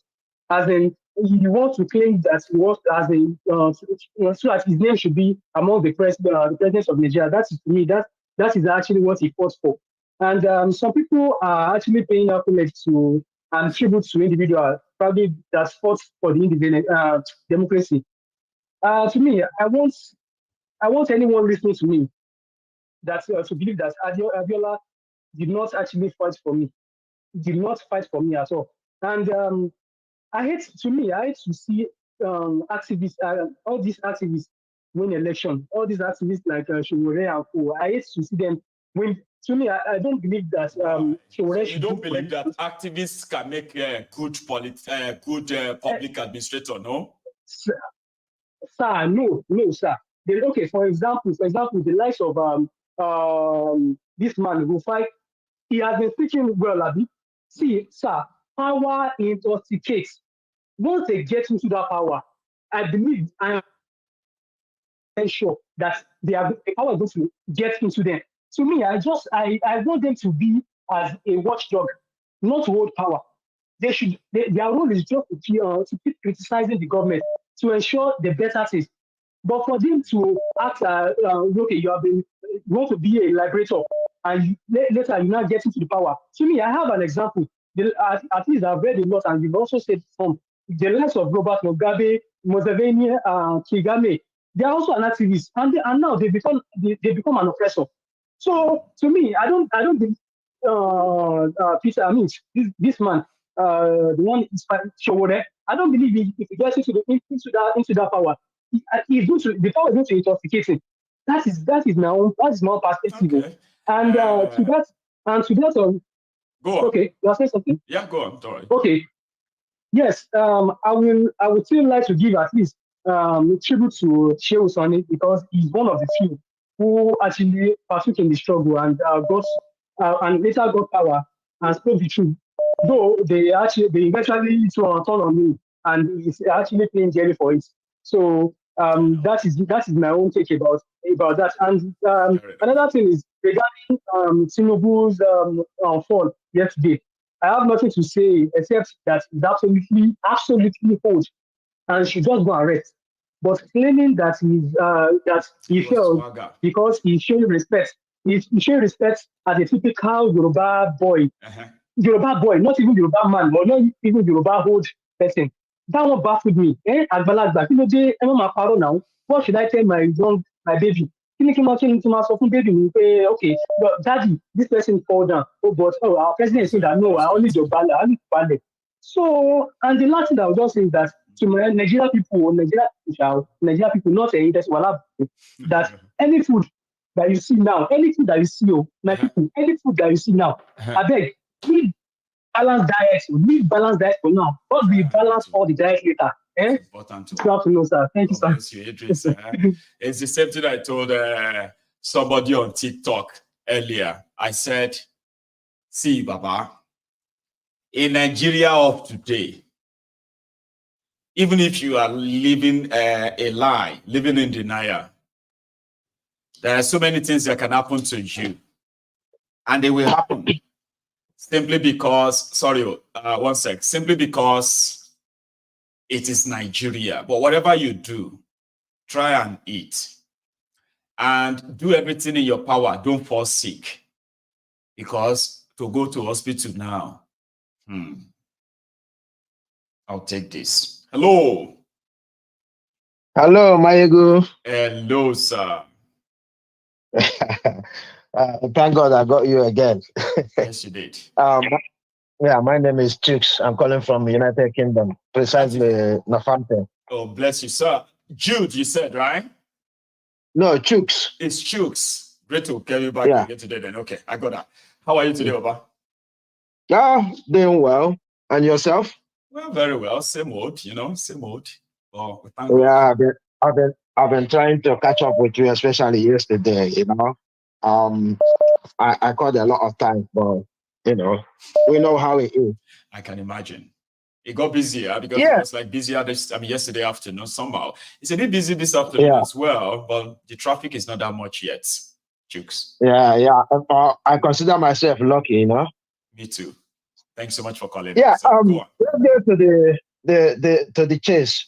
It's what they call democracy they're celebrating. I don't see none of them should even be there talking about celebrating anything.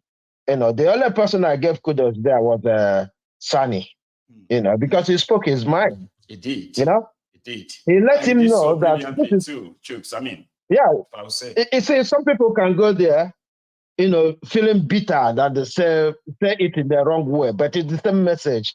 But the way he put the message, it is very easy and clear for anyone to understand. If you win, we will celebrate you. If you fail, it's going to be you, just so you know. Yeah. He said,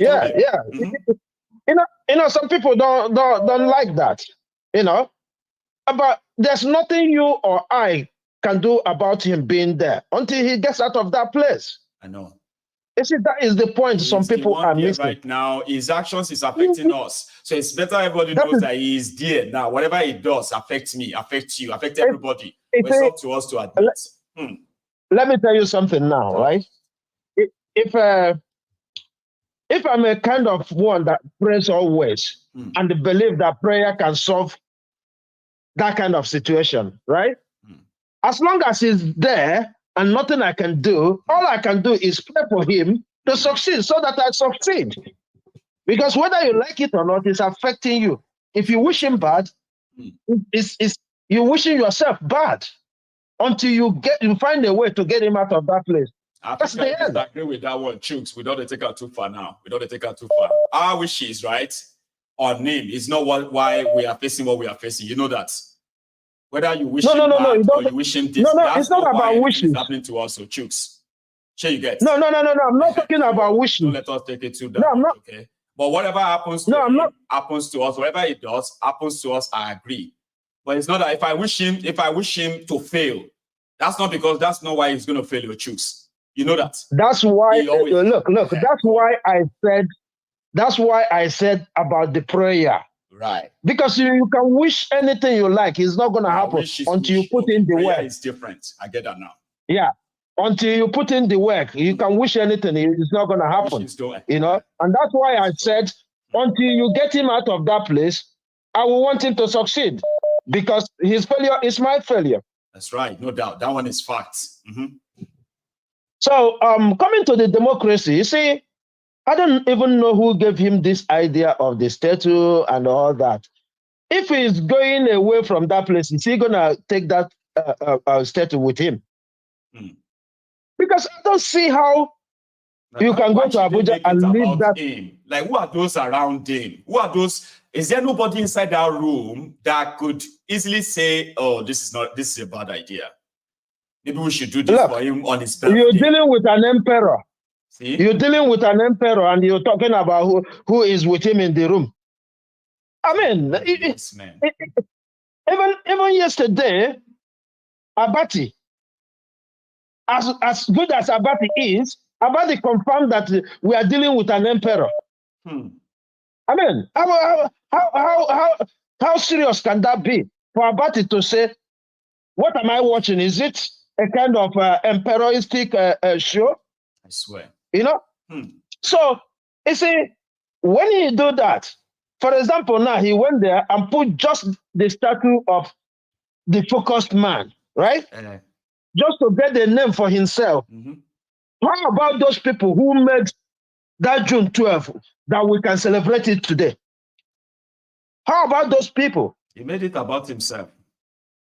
Look, you see, everybody can talk anything about how June 12th, Abiola is our matter, but one person, one single individual stands outstanding for me.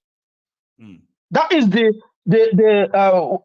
is it INEC or what do they call it? Nadeko or whatever they call it them. No, not Nadeko group. The Bola Igays, the no, not that. No, I mean the electoral body. Oh, they call them. Oh, you get it. It's called Fedeco. Then you remember? Yeah. They used to call it Fedeco, not INEC. That's why I'm confused with Nadeko. You see Nadeko. I remember true, right? INEC used to be called Fedeco. Yeah. You see that man, yeah, that releases that result. Nwosu. Without that man, Nwosu. Yeah, Professor Humphrey Nwosu, right? God bless you. Without that man, you and I will not be here celebrating June 12th. That's right. It's as simple as ABCD. And you see, these people we call elders, there's a way they suppress history. Today I heard from what's his name? Who's that? A journalist? I mean, no, not a journalist. It's an activist, human rights activist. He's a lawyer, right? Okay. Fi's dad. I forgot his name, right? Okay. He was on a national radio, right? And telling people that didn't happen. That's how they doctor history. That's how they remove history. That's how they put themselves at the center of history. He said the newspaper was publishing the results. Who gave the newspaper the results? Who gave the newspaper the result? And this man has spoken before how Babangida, the calls and asking not to release that. And now, it was the other for his arrest now. First, they told him to stop when the court said he should stop. But unfortunately, people may forget as well, right? The court said he must stop the announcement, and he declined that, like, the court has no jurisdiction to stop them from announcing. They stopped the announcement for a while, then he continued. So they moved in the soldiers to get him arrested. He's still announcing the result anyway. People may think they announced the result, right? Nwosu actually announced the entire results that day. Exactly. Sure, you get But the reports in the media kept saying these are not, these are not, these are not. He finished the announcement. And that was why Abiola said, they said Abiola should declare himself. Because if you can find that video, and play for us, please. For it. Because people are trying to, make history useless in Nigeria. It's never mentioned. It's never mentioned. The whole thing. Like I said to you, he is the genesis of this June 12th we are celebrating today. Yes. I mean, it's so unfortunate. And this is why you don't blame people when they talk about the Igbos, how they're being treated. This is a fact. How can you forget the people who made the incident stand? Because if this man were to say, okay, you asked me not to announce, who is Abiola to come out and claim that he won? No. Who is he? And we are trying to suppress that history. Usurpers are taking charge, Chooks. They are writing the history, and this man has put himself at the center of it. Children are going to be told, Tinubu fought for democracy for Nigeria. Watch out. They will say that this man single-handedly won democracy for Nigeria soon. Exactly. And that's how they're going to build with this thing, he just put this. And if you now raise it and say, no, it's a lie. Are they not saying he built Lagos now? How many of you who grew up in Lagos in the 70s, in the 80s, in the 90s? Before Tinubu came and said he wanted to be a politician and be a governor in Lagos. But today, those of you who grew up in Lagos, you are now being told that Tinubu built Lagos. Do you see that? That's how they change the history. You just have to keep repeating it and repeating it and repeating it. Then it will become true. When I see what is going on in Nigeria, especially the way they're bastardizing the history, I just can't believe it. And they have a reason for doing that. Look at all the people we respect and emulate when we were growing up. Look at how they're messing themselves up. That's life. Look at Professor Gwadue. Who in my age then doesn't want to be like a Professor Gwadue? Where some people were growing their own afro because of it. Reading his books and thinking, oh, maybe one day we're gonna be known like him. I don't want to be. I mean, it's unbelievable. It is. But you see, these elders. I tell you one thing today. We have had the failure of elders. We are about to become elders ourselves. Yes. If we don't continue to speak and do the right thing, we will be even worse than these elders. Because I tell you, look at Padebayo. Look at them. Look at John Yokukwe. Look at all these people. You look at these people. They're intellectuals. You've been following them, and look at what the kind of music they're singing right now. I mean, it's unbelievable. You keep asking Joy, see something else. Chooks, thank you. Yeah, let others come in, please. Thank you. Well, sir. You have a good afternoon, okay? So that's Chooks there, ladies and gentlemen. I have another caller. Yeah. Hello. I don't know if I got you. Did I? Okay, connection. We have to wait for this line to connect. Can you hear me? Oh, man, connection. I have this, my caller is calling from Japan. Calling from China. I remember you, but I think the connection is bad, so I've taken another call, right? And then I'll come back to you. Hello there. Hello, good afternoon, Maiyegun. Good afternoon, sir. How are you? How are you doing today? I'm good. Are you? I'm very well too. Thank you for asking. This is Adeza from Edinburgh. Yes, sir. Yeah. How are you this afternoon, Adeza? Good. How's the family doing? Well, same old. We thank God. Getting there. Thank you for the good job you are doing. Thanks, sir. Yeah. Obi has become a tongue in their flesh in Nigeria. It's obvious. Anytime he makes comments, instead of them to sit down and weigh it and see the good things he's saying, understand, all they will do is to keep on accusing him for one thing. Why didn't you do this? Why didn't you do that? This or that. They're even saying that he's demarketing Nigeria. How he's talking about the abnormalities in Nigeria, demarketing Nigeria, and those who are actually committing the abnormalities are not demarketing Nigeria. Like, make it make sense. You can't give out what you don't have. Understand? In fact, you can't give out. Anytime he sits with people to talk, he talks intelligently. He brings fact and figure to play. I read something about Martin Luther Jr. concerning education. He said, education must enable one to shoot and weigh evidence, to discern the truth from false, the real from the unreal, and the fact from fiction. Then, therefore, the goal of education is to think intensively and to think critically. Whenever he sits down to think, he brings statistics, contemporary statistics. But our president said that statistics is a good job, but he's now seeing the evidence, the importance of statistics today. So he has become a tongue in the flesh. Did you notice the way he grasps with the cost of living? The price of this, the price of that. He's a billionaire, for God's sake, right?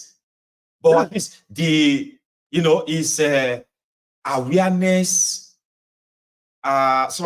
intelligence is something that is so rare in Nigerian politicians. And people don't even understand the value, what that means in value.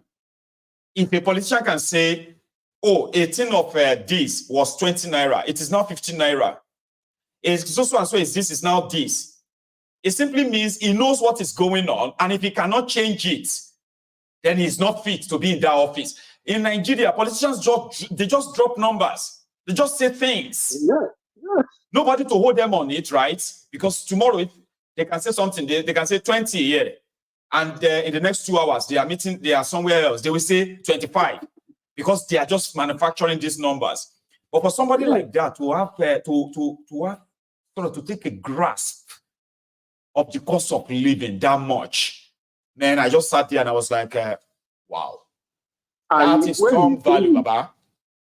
It's not reading book for it. It is inside. He's speaking it from what he knows. Price of not bread, price of garri, price of rice. Not from what it was to what it is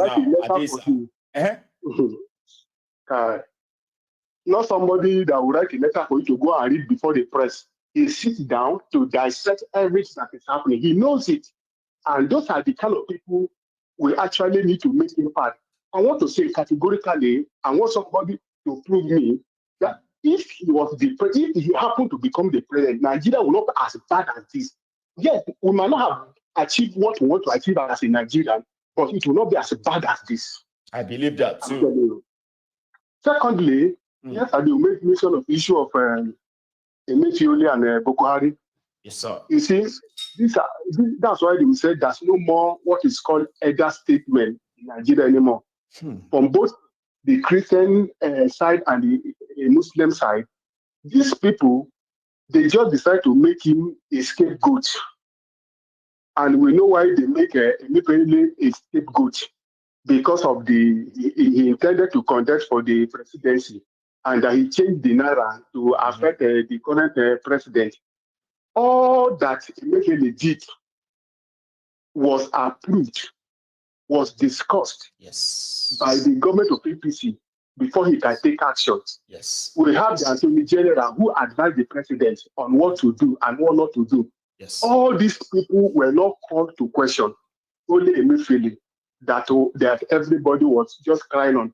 But the evidence is coming out now that everything that he did was approved by the president. 100%. So we are looking forward to see when they will invite the president and other cabinet member for this same problem. You think so? Is that not going to be the end of the whole show? Thirdly, I will look the issue of Abiola. The June 12th cannot be called June 12th when the killer of Abiola and the wife are still alive. I'm just telling the truth. Justice has not been done for June 12th. For June 12th to be June 12th, the killer of Abiola and the wife and the person who commits offense against the country Nigeria, but Bangida is still alive today. And the accomplice, the cohort, they are still moving around Nigeria. So all those things, if they are not punished, June 12th is not June 12th. We are looking for somebody who will bring justice by all the people who perpetuated the evil and the crime against the state by Babangida and the cohort to bring them to book. Until that is done, if you like, name the name of Abiola, now called Nigeria, Abiola as a country, justice has not been done in that respect. Until that is done, there is no, just because that it will not, you could not send it in the current to other people who may want to do that kind of thing in life again. Now, when you also look at the Nigeria system, there is a lack of culture of self-discipline. Understand? The lack of culture of self-discipline.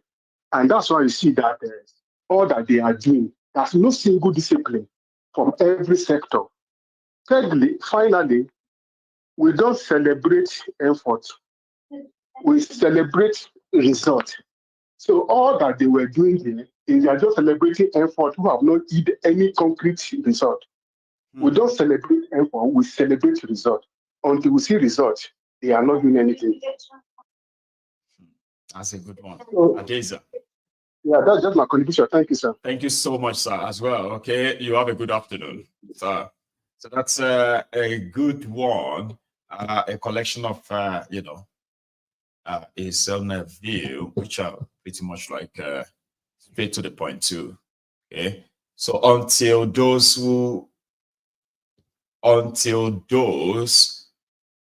that were involved with Emefiele are also brought to book, it is just a pure show, ordinary show. And that's that. Here is another caller. Hello. The General. Sir.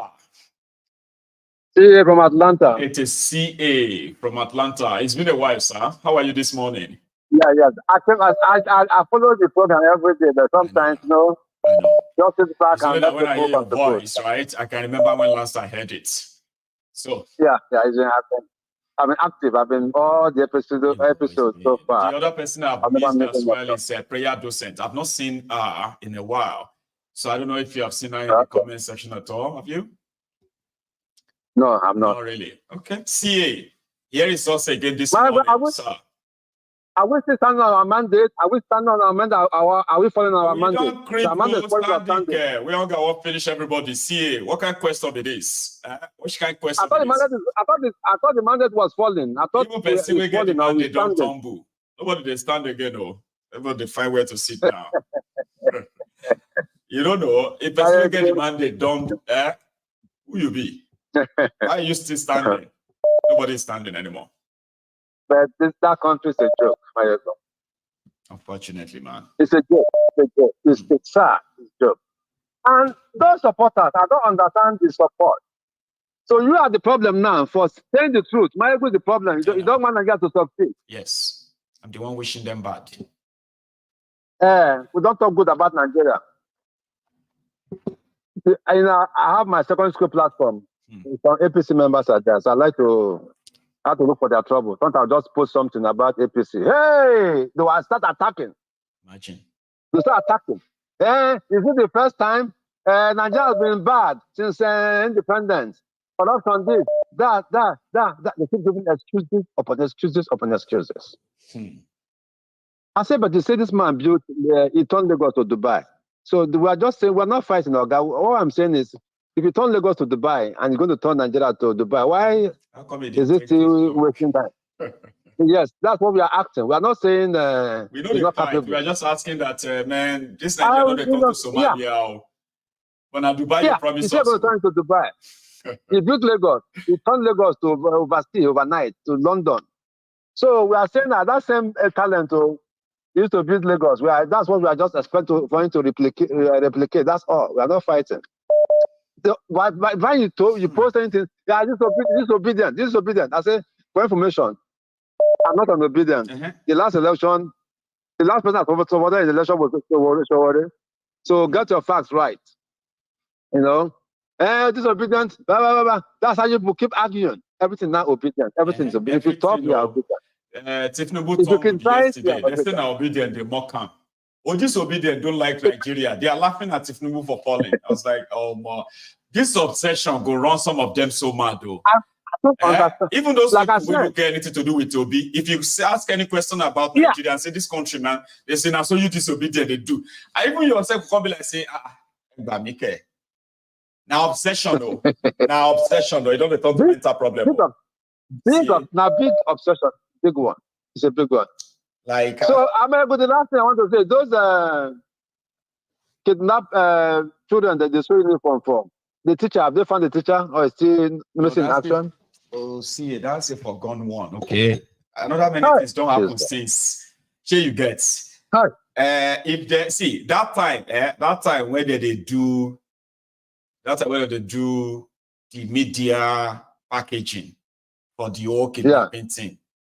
If they are negotiating, see, if you are kidnapped in Nigeria and they do the show paparazzi for it, they negotiate. If they don't negotiate you among those that go show camera, the moment everybody don't move, CA, me go be with you. So that's what Nigeria is now. Okay, everybody's on their own. Even the children they rescued, go and check them again now. And then you'll be like, oh, God damn it. I thought they said government has taken over their care. Which care? Nigeria. Once it happened to you like this, your eye go clear. They're not going to tell you again. Bye-bye. In fact, I don't know where to start. Keep on the good work, though. Thank you. I'll join in the evening, later in the day. Yes. Thank you very much. God bless you too. See, Now that's a CA from Atlanta. Now I do have my caller back. Hello. Hello, my. Hello, sir. Can you hear me? Yeah, I can hear you. Are you hearing me now? Yes, Sorry I can hear about you too. the. I was expecting you to tell me who is on the line. I said that's the rule now. You say your name, then I kind of take it on from there. It's Michael from Turkey. It is Michael from Turkey. Grant. Yeah. So how are you today, Michael? Yeah, I'm fine. Quite a number of things, week. Right? So fire. Everybody can hear you. We can't stop talking. I know. First of all, Koolu is trying to change history, right? He's trying to make a good talk about himself. Yes. I'm not surprised about that. I don't expect anybody to be surprised about that. Almost all our history in Nigeria has been changed at one point or the other by some strong men. If for example, the days of Awolowo, he was uniting the Yorubas, right? Yes. And then at that point, maybe other ethnic groups were united. And at some other point, they killed some other guys, broke the country into states because of what they call it, because of oil or resources. And people that were living in the same place started denying their heritage. Oh, I'm not Bini, I'm not Mugo, I'm not this. So at this point, why is anybody even surprised that we want to change history and make it about that? You see, of course, he say he's among it again and again anyway. So he's going to recycle even when he goes away and another mad person comes in. If this man, that person will change it again and make it. Oh, I'm the one that fought Koolu away from power. I fought brought Nigeria back from the brink. I brought back. It is normal. Then that's all that I saw. Bunch of criminals. What I saw there were not criminals. I saw bloodthirsty army of men. Bloodthirsty. Did you see that? These guys, Ododo, the one that is keeping Yeye Bello. Everybody inside that room knows that he's the one that is protecting Yeye Bello inside government. But he sat there and received a recognition from Tinubu. The same person that EFCC is running after, the president is breaking bread with breaking bread with the Nigeria is just, I don't know how to call it, a zoo, animal kingdom. I think that's an insult on the zoo. It is everybody is just everywhere doing anything they like. Just like I said yesterday, the protest, people are just, as they finish protesting, they will say, okay, they go Ikeja. It's not, nobody is serious about things. Nobody is a patriot. I don't want to hear anybody say I'm a patriotic Nigeria. I hate that word. I'm patriotic. Nobody is patriotic Nigeria.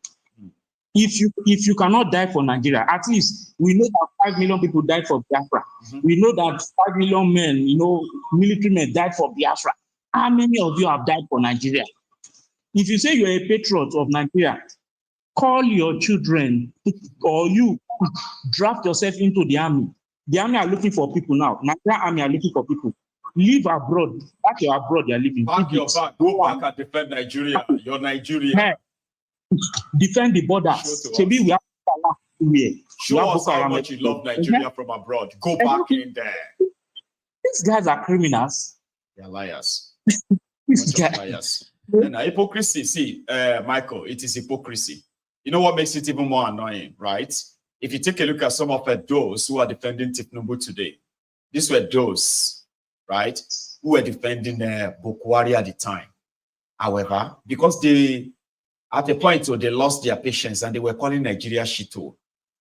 Now Tinubu is there. Suddenly they are now patriotic. Like patriotic. Which kind of hypocrisy be that? Shameless people. Patriotic Nigerians from abroad. Pack your bag and go there. Show to all of us that we are not patriotic. Show the world that you are patriotic Nigerians. Go back there. We can even learn from you. We can learn from you, sir. And then we can learn from you. And we can come here and say, like now, Michael, you just be like, hello, Maiyegun. Say, hello, Michael. This is Michael from Turkey. Maiyegun, I have a question. Don't you think it's time for all of us to go and join all these people where they go back to Nigeria now? They are doing well, yo. And I'll be like, Michael, myself don't be think but I don't know if I should go. You they think I'm? He said, Baba, all my friends, wait here for Turkey, don't go back, oh. Oh, yeah. On a lie. We are too lying. We pretend to love Nigeria when indeed nobody actually really love Nigeria. Now this is going to finish us. But say the truth. Listen, not because say you don't love Nigeria. Oh yeah, show your love. Show them. All these things because all of us have identity crisis. Apart from my man now, apart from here now. Don't let us talk any bad about them. You know that one now, Abi? Oh, he's a Yoruba man. Don't let us talk about bad about him. That's what we just hypocrisy. We just so much identity crisis. Because why I'm saying this is that even when we break into region, can we give ourselves names? That regional government, you people they are trying to organize. Scotland has name, Abi. Yes, sir. Call it, UK is like a have identity. There's no point in giving ourselves name anymore. We already have our identity. Now to get that identity, while now, where some people they feel like say they don't want to get that one. I don't like that. I'm not part of you. I don't like that. You are part of Nigeria, Sha. These guys. You get that is where the problem is because when somebody is saying I'm from Southeast, I'm from South Green. Me, I'm just saying it. Basically, Nigerians they should know that they have the power. I will keep on saying this thing. You are more powerful than the president. I will give you an example. In Turkey, these military guys, you can also research it too if you want. These military guys, they fight to overthrow their president. You understand? That's it. Now where they want to remove Erdogan. Erdogan. Yeah. They tried to overthrow. Guess who stopped it? It was not Britain. It was not America. It was not. It was the people themselves. The people they entered armor tank. We saw all of that online that time when they went after those soldiers. Civilians they back soldiers. I'm like, you didn't know. Don't beat them. They be soldiers, civilians. They were so angry that those soldiers want to take over government. I was like, that is the problem. But in Nigeria, all of you are afraid of weapons. Hey, this army has 5 weapons, but your mates here are stopping a from happening. They are going for it. They are dragging the armor tank. They have all the armor tank, all the weapons. They went into the armory, took all the weapons out. All the citizens were with weapons. They were all weaponized. And they went to criminals. They hunted down all Erdogan don't run away, don't hide. Nobody knew where he was for more than 20 hours. Before he finally came out in the middle of the night and said they have brought it under control. Sure, you remember now? Civilians, your mates, civilians, they took the weapons from the army. If the army are coming for you, take their weapons. Conduct a revolution. That's like, you see, when I remember the NSAS, when I heard the panel was like, go and destroy the police station. But in a way, people was like, oh, he's inciting the public. But that is the first place to go to. Go and get the weapons because if you are going to a revolution, if you are going to a revolution, you know that the army will come after you. So the first place to go to stop the weapon, stop where where they are going to harm them, take all the weapons, chase them out. Once you stop them, then you can go after the criminals. All of them will be on the run. Once the weapon is gone, all the House of Reps, senators, those ones will be on the run. Yes. But when you are still afraid of the army, you are afraid to go to their back, then that's what happens. They will go after you. I'm always using this place as an example that the people that stopped a coup from happening in their country are the citizens themselves. No, they didn't wait for Germany to come. They didn't wait for a person from somewhere. So if you are thinking you cannot they were not thinking on the roadside. Solidarity forever. Why the military were rolling the tanks? They went for them. They went for them. That is it anyway. Thanks for the good job and you are doing a very good to hear from you again. That's Michael from Turkey. Right. I have another caller. Yeah. Hello. Maiyegun. Hello, sir. How are you? Nigeria problem don't carry wage. It do press up before, but now I lift the lift. I tell you. You get what I saw today from what you just said like when we P2B was talking, when you show something about P2B, I that's one statement there. Then I just told you that Nigerians are still on slave work. Those days in this Ghana, this thing, they always put slaves in one room. They make the room, they make the door a little size. So when and they make us to lose our weight there. So when you pass that door the next month or the next week, when they want to do shipment, they will say, okay, this one is okay. So when some of the slaves they didn't pass the door, they push them, they tell them to stay back, so they will lose weight. So the reason that they are doing that thing that so that the slaves they will not have strength to revolt. So I believe it's what APC and Tinubu they are doing. So they are making Nigerians lose weight. So they will not have enough strength to stand up against them. Okay, that makes sense. I'm telling you, because how can you buy a tuber of yam that is not up to 1 kg, 5,000 naira? Last time they showed yam where they yam were sliced by three places, and now that time was 1,500. They are selling 500. If you can buy 500, you can just go to the market and took 500 if you really need the yam, So this guy now came to tweet and he made a picture. He tried to defend it. Yeah, this guy in UK, I don't know if he's in UK or he's living in America. Reno or Macria or what? He wanted to defend that yam that Nigerians used to slice yams. He now made a picture where if they are offloading yam, when you go to the market, whenever they are offloading yam, some break, some come normal. So he brought out the picture to justify the situation of this cutting of yam today, So he was like saying that Nigeria used to cut yam before. This is not it's not the economy that caused it. People always cut yam anyway. Yeah, but me and you knows that we don't cut. Nigeria never cut yam. We never cut yam before in Nigeria. How poor you are that you go and buy cut yam? Why would you cut my yam? At the market, because at your home, like why even would you in cut your my house. yam? Yeah, even in your house, when you buy a full tuber of yam and you ate half, next time if you want to cook, Nigerians will still slice out the old part that like why would you cut my yam? I go to the market, I want to buy a yam, they slice. Like would they do that? You see, so that guy, I see he's a little bit sick, and when you go under his tweet, they are very, very when you go under his tweet, you will see a lot of guys in America, in Canada, in Europe, writing doctor, so, defending this. Defending it.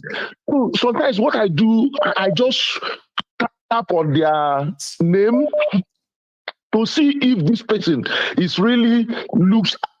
When you see a doctor, it's just like what I keep on telling my friends. If you go to the church, and the pastor or the bishop or this Pentecostal church, I now begin to see the reason why Anglican and Catholic church they used to put on robe to cover their dress, like their suit. You don't know the type of suit they are putting on.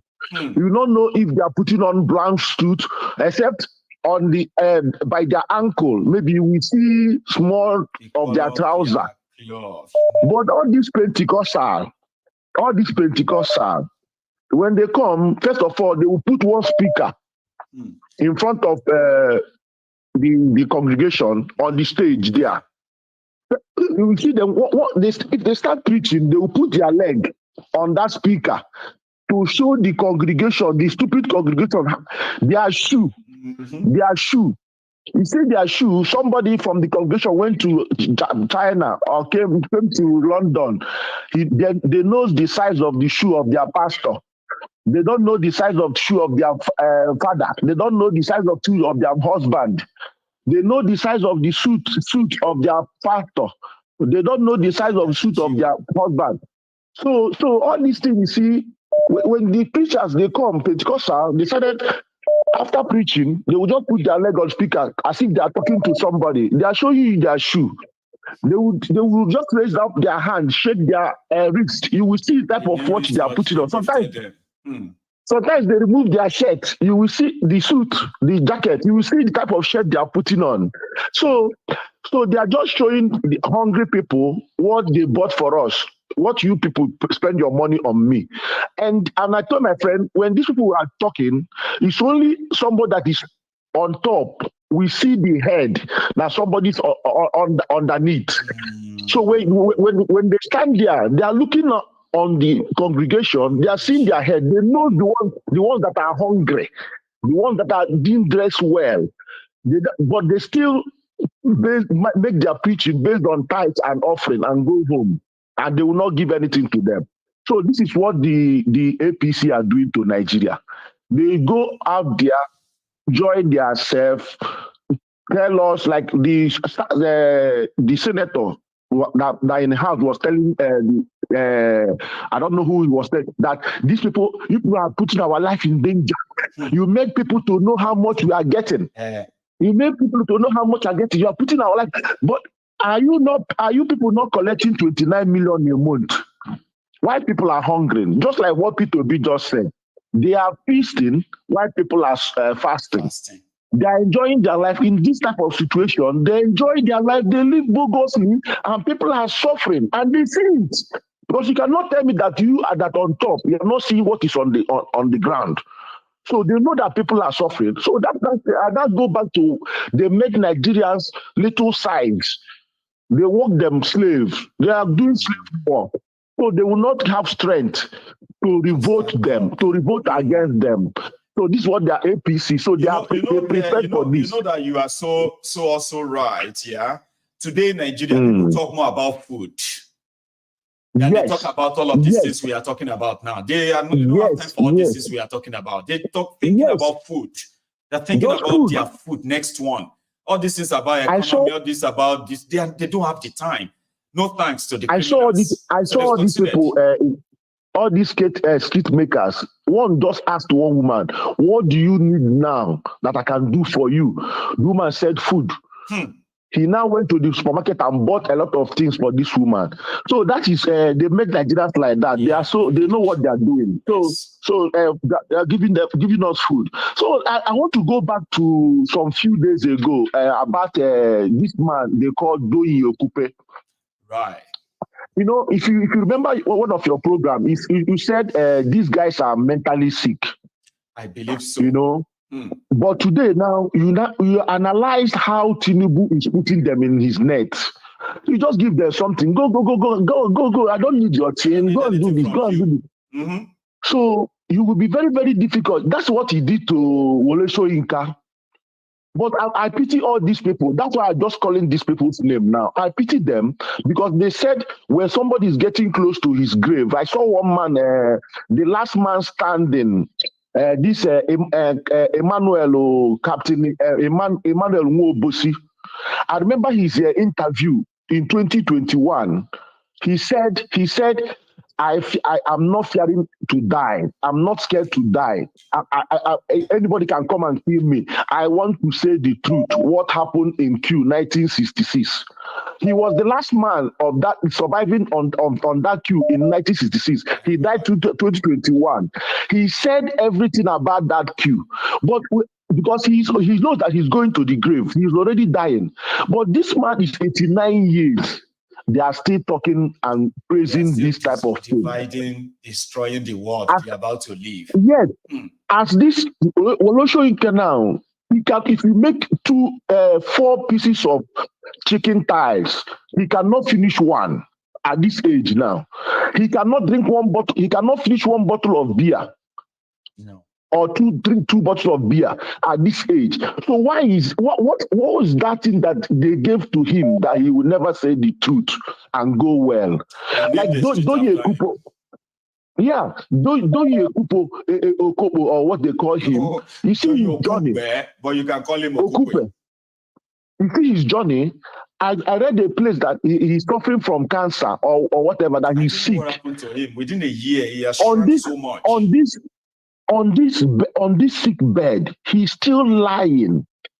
You're dying. Look at him. This change is under 1 year. See how he looks. He's dying and he's still lying. So what are they going to gain? That the people are thousands of people, millions of people are suffering, so they can live. They can live. So see, these people, they are mentally sick. You know, so for based on me, my own opinion, I always say that like you must say, anything that can bring down the establishment. This is where I stand. I always talk about tsunami. I said this thing in a bus in 2007 from Alaba to my team. I was in a bus. I said the tsunami. You see, all this. The last guy now said Nigerians can take over. Nigerians are not ready to take over because they made them small. They reduce weight already. They are hungry. An hungry man they said hungry man is an angry man. It's only an hungry man that still have the last strength. Nigerians don't have strength anymore. Look at they are hungry and not angry. Yes. Look at what happened in investigation just few months ago about 2 girls that died. One man killed in Port Harcourt in Aba. A policeman. I saw the video. This guy, a civilian, was trying to help by all his honesty and the empathy he had for these little girls. A policeman standing there stole a phone, stole evidence. He stole a phone. Then the one that took this man to Abuja, when they to take this man to Abuja, they collected money from this man. The man lodged them in a hotel. They killed this man. They shot 2 civilians. Good Samaritans that were going on their own, and one that reported to police. They shot one on the leg just to cover up. You see, so is it policeman you will run to when you have problem? Is it army man you will run to when you have problem? You see, all these things. So there's nowhere you can put Nigeria together. Where will you run to? Is it court? So nobody. Okay, look at this 62. When they said 62,000, I will pay you over 62,000. No, I will pay you over 60,000. Above 60. I now said to my friend, 60,000 is not money. 50-something thousand is not money. Mention what you will pay. Finally, the next day, I don't know, somebody was like thinking like me. Urufa Yuseni now said 60,000 can be 60,500. Yes. Now, but now he saw it 62,000. They just added urgent 2K on top, which is nothing. Okay, when we put this money together, it's not up to transport money. It's not up to transport money. $38. That's how much it is. 62,000 is $38. You're talking about dollar. What? Put it in pounds. Put it in euro. That's even worse. Let me check it in pounds. I think in pounds it's going to be 22 pounds. So, but these people are sitting down there talking about debating on it. See irony of life, okay? When the minimum wage of Nigeria was 30,000 naira, the exchange rate in Nigeria was officially 300 naira or 350 naira. So 30,000 naira minimum wage at the time could give you, Nigeria will give you about $300. Can you believe that? 30,000 was like going to give you, no, not 300, no, just like about $200. Okay. However, today, 62,000, not $38. You see life? You see? And people are sitting down there discussing to give their fellow citizen, the way they call us, my fellow citizen, the way to live to $28 to live for the rest for 31 months. Somebody have 31 days. People have families. People have families. Okay. If 62,000 too much, or if is the army? Is it the army now? Like the last guy said in Turkey, the army tried to take over Turkey, blah, blah, blah, blah, blah. Is it the army? You saw an army man standing up to say, Simon Epa must come back. We must go and arrest him. What he said is this and that, this and that.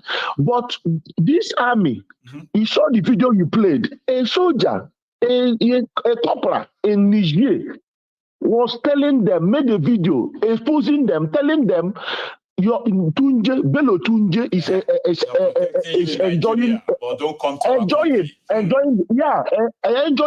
political protection. Let him step his foot in Niger. They will kill him. None of them has said something about that. Are they not shame? It's not a shameful disgrace to them. Made a video to debunk the lie that the Nigerian army have killed him. Nigerian army no make him. In Niger State, they killed 5 policemen.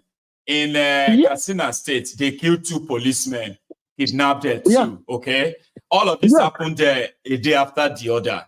But the moment that the news says 2 policemen shot in Enugu, that's what the headlines in Nigeria. IPOB has killed 2 policemen. It's all let me tell you. Do you know why they started saying something about that guy in Finland? I don't want to call his name again. That's why they start calling. That's why they start calling his name, because they saw that there's a lot of, they go for media propaganda, because they know that people are starting shouting. This is to sabotage the handwork of LSOT in Abia State. They now came out to add it because they did not want to mention it's IPOB this, IPO that. They said so. These are stupid people that you cannot trust.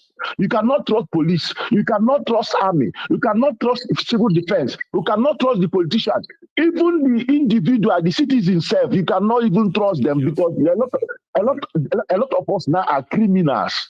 Like you said, many of us are potential. As a Nigeria, we are already criminals. Do you know how many Nigerians are in abroad, in prison, because they want to do shortcuts for nothing, for something that doesn't make any sense? So this is the orientation they put us through. You see, so how can you trust this type of government? So I'm saying tsunami. There's water in Meduguri. There's Koolu. All Enugu State is already underground. There's coal everywhere. There's dick everywhere. Earthquake there. River State, fire. Right now, all these gas, Anambra gas. Everywhere, Lagos, water. Let's everywhere scatter. Let me see if they are going to drive these cars on a destroyed main road, or are they going to hang every time on private jets flying around, or ruling us from private jet. Thank you so much. Sorry, let me make one point again. No, don't make one. I've told you need to be mindful of the time. You have been here speaking for over 15 minutes. Okay, thank you, Maiyegun. No problem. It's all right. It's all right. It's all right. Okay, Grant.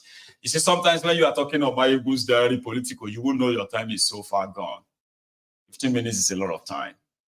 We need to be mindful that you are calling in to contribute, and you should do so at least minimum of, let's say, 2 minutes, a maximum of 5 minutes. Anything that is now going above 7 minutes, 10 minutes, 15 minutes, that's not phone calling anymore.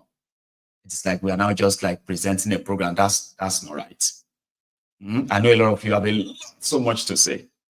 So you just have to think of the 1 or 2 that is so dear to you that you do not want to not say. So say them, okay? And then we can manage the time. At least for the sake of those who are going to see this after, okay? So let me take this one more, and I am going to call it the afternoon. Hello. Maiyegun, how are you? Maiyegun General, how are you doing? Yes, sir. I'm very well. How are you? Fine. So I just want to thank all the audience. Please like and share. That's our motto. Thanks so much. As soon as we please come like, in, share, and let others know what is happening here. Please. God bless you, man. Yeah. please. Well, Maiyegun. Yes, sir.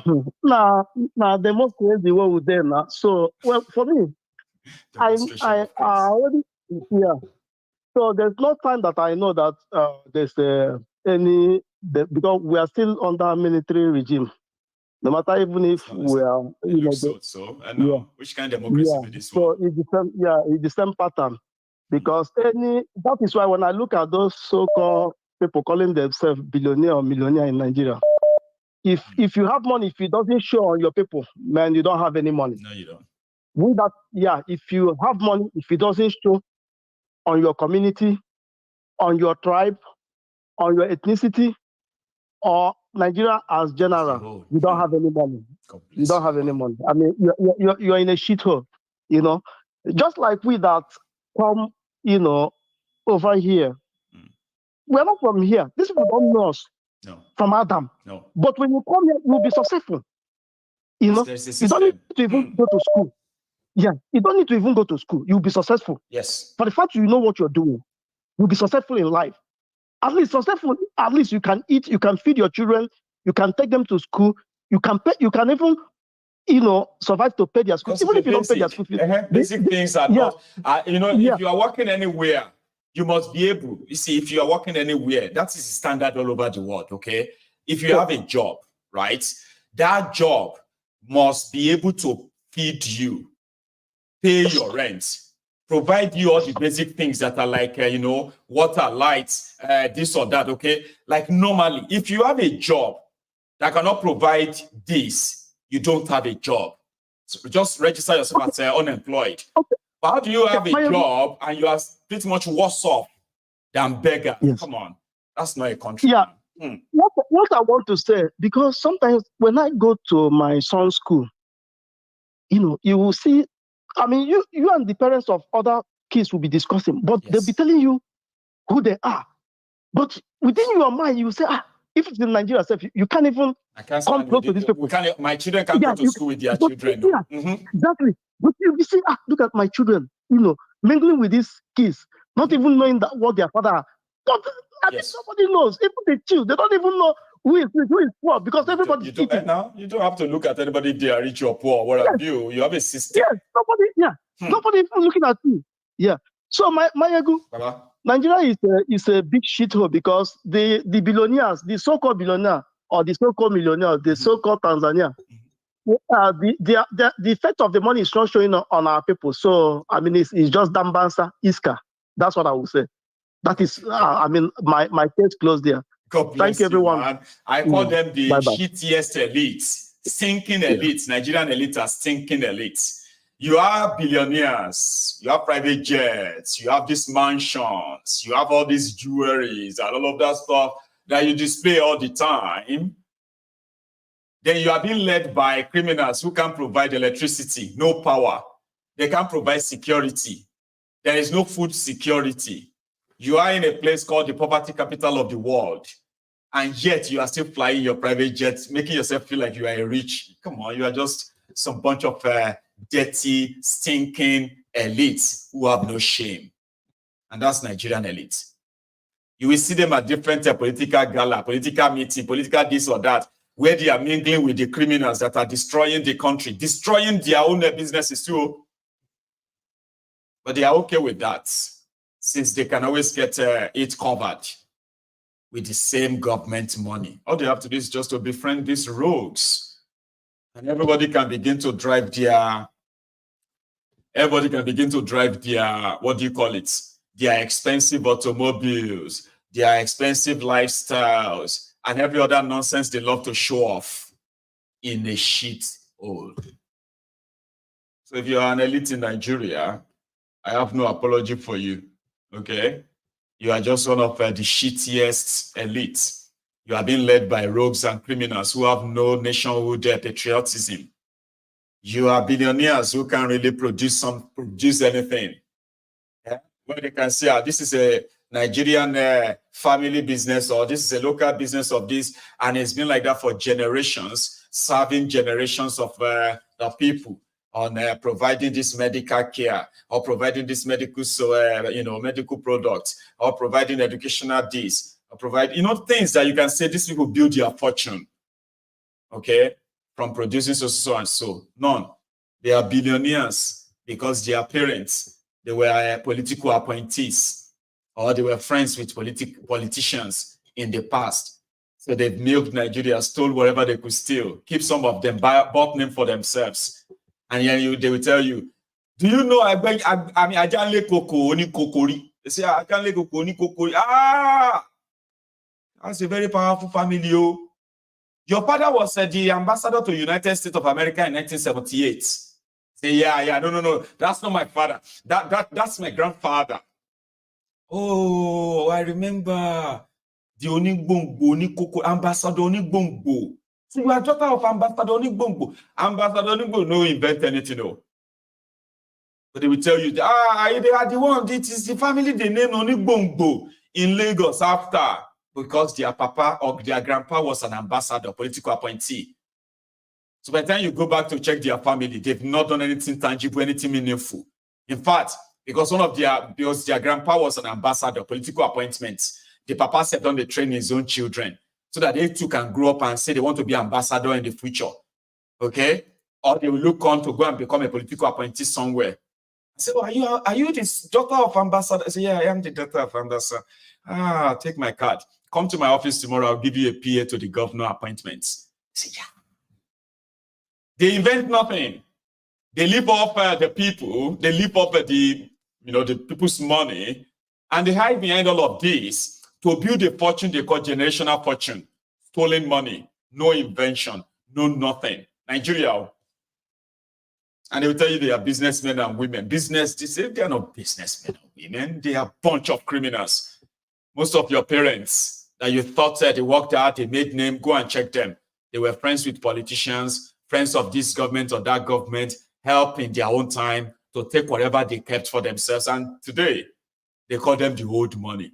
Old money, we don't invent anything. Old money, who was just simply because they were closer to government. We've seen many. And that is why you wouldn't really see any real billionaire in Nigeria who make their money from doing something. Even though this, Obi is a billionaire. He is a businessman who sells and buy and sell it, right? I'm talking about, go see some of them. They said they are billionaires who have nothing invented. Nothing. No business, nothing. All because they were just related to politicians or they were friends of politicians. Shittiest elites in the world. Nigerian elites. I'm stopping there. So I'm going to take a break, okay? Hopefully you will see me later tonight. Okay. Thanks to everybody who heard me yesterday that Bika wasn't feeling fine. She's still not feeling fine, right? But she's going to be fine. However, if I have a chance of coming back here tonight, okay, that would be great. You will know before then. And if I don't, go on and watch the replay from last night. I'm going to see you later. Maybe tonight, maybe not. Thank you so much for your time. And you all have a wonderful day. Good afternoon.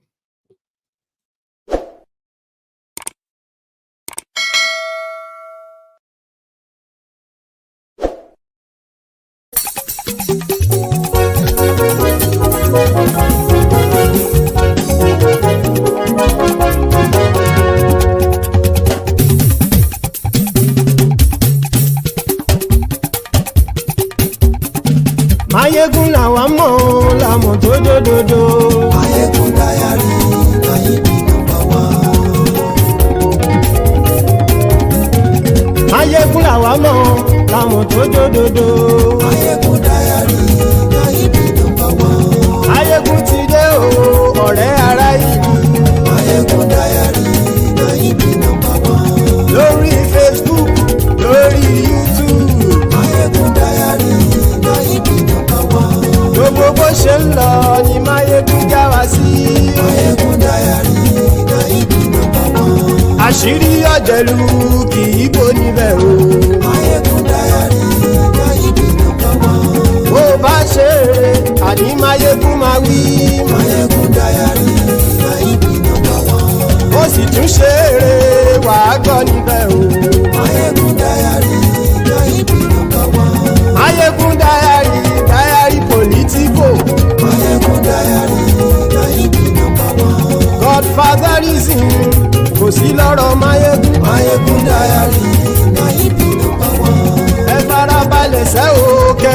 lẹ́nu. Maiyegun Diary na ibi number one. Àní Maiyegun làwa mọ̀ tó dòdòdò. Maiyegun Diary na ibi number one.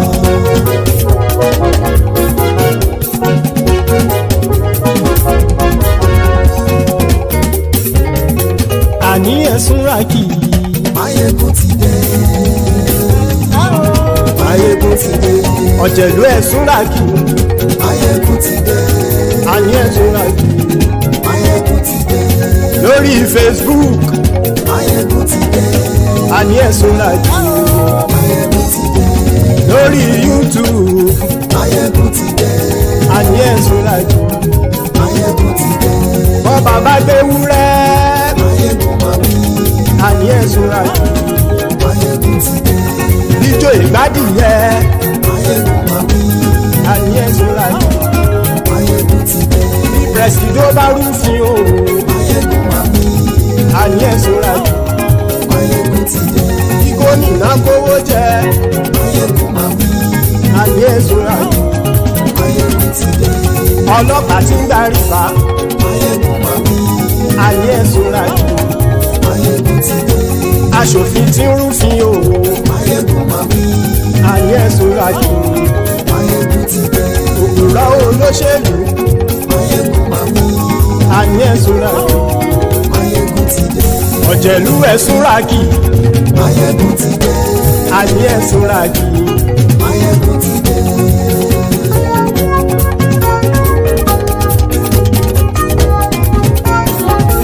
Maiyegun ti dé. Gbogbo ọ̀jẹ̀lú ẹ̀sùn ràkì. Maiyegun ti dé. Gbogbo ọ̀jẹ̀lú ẹ̀sùn ràkì. Ṣùgbọ́n ní bá ti ṣe èyí tó yẹ kí wọ́n ṣe, ọmọ bá dèrò ní fi wọ́n níran o. Maiyegun ti dé.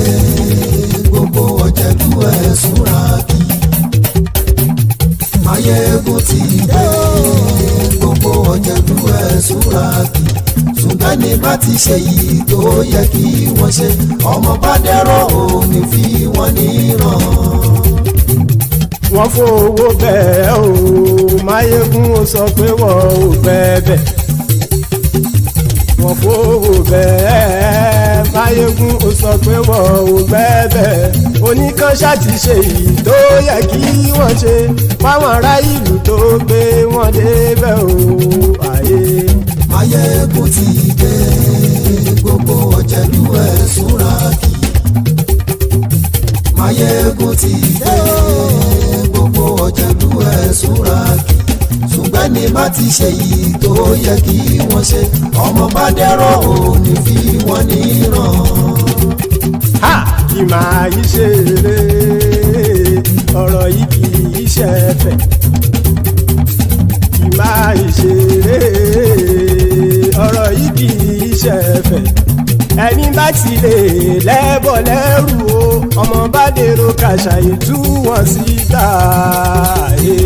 Maiyegun ti dé. Gbogbo ọ̀jẹ̀lú ẹ̀sùn ràkì. Maiyegun ti dé. Gbogbo ọ̀jẹ̀lú ẹ̀sùn ràkì. Ṣùgbọ́n ní bá ti ṣe yìí tó yẹ kí wọ́n ṣe, ọmọ bá dẹ́rọ̀ ò ní fi wọ́n níran.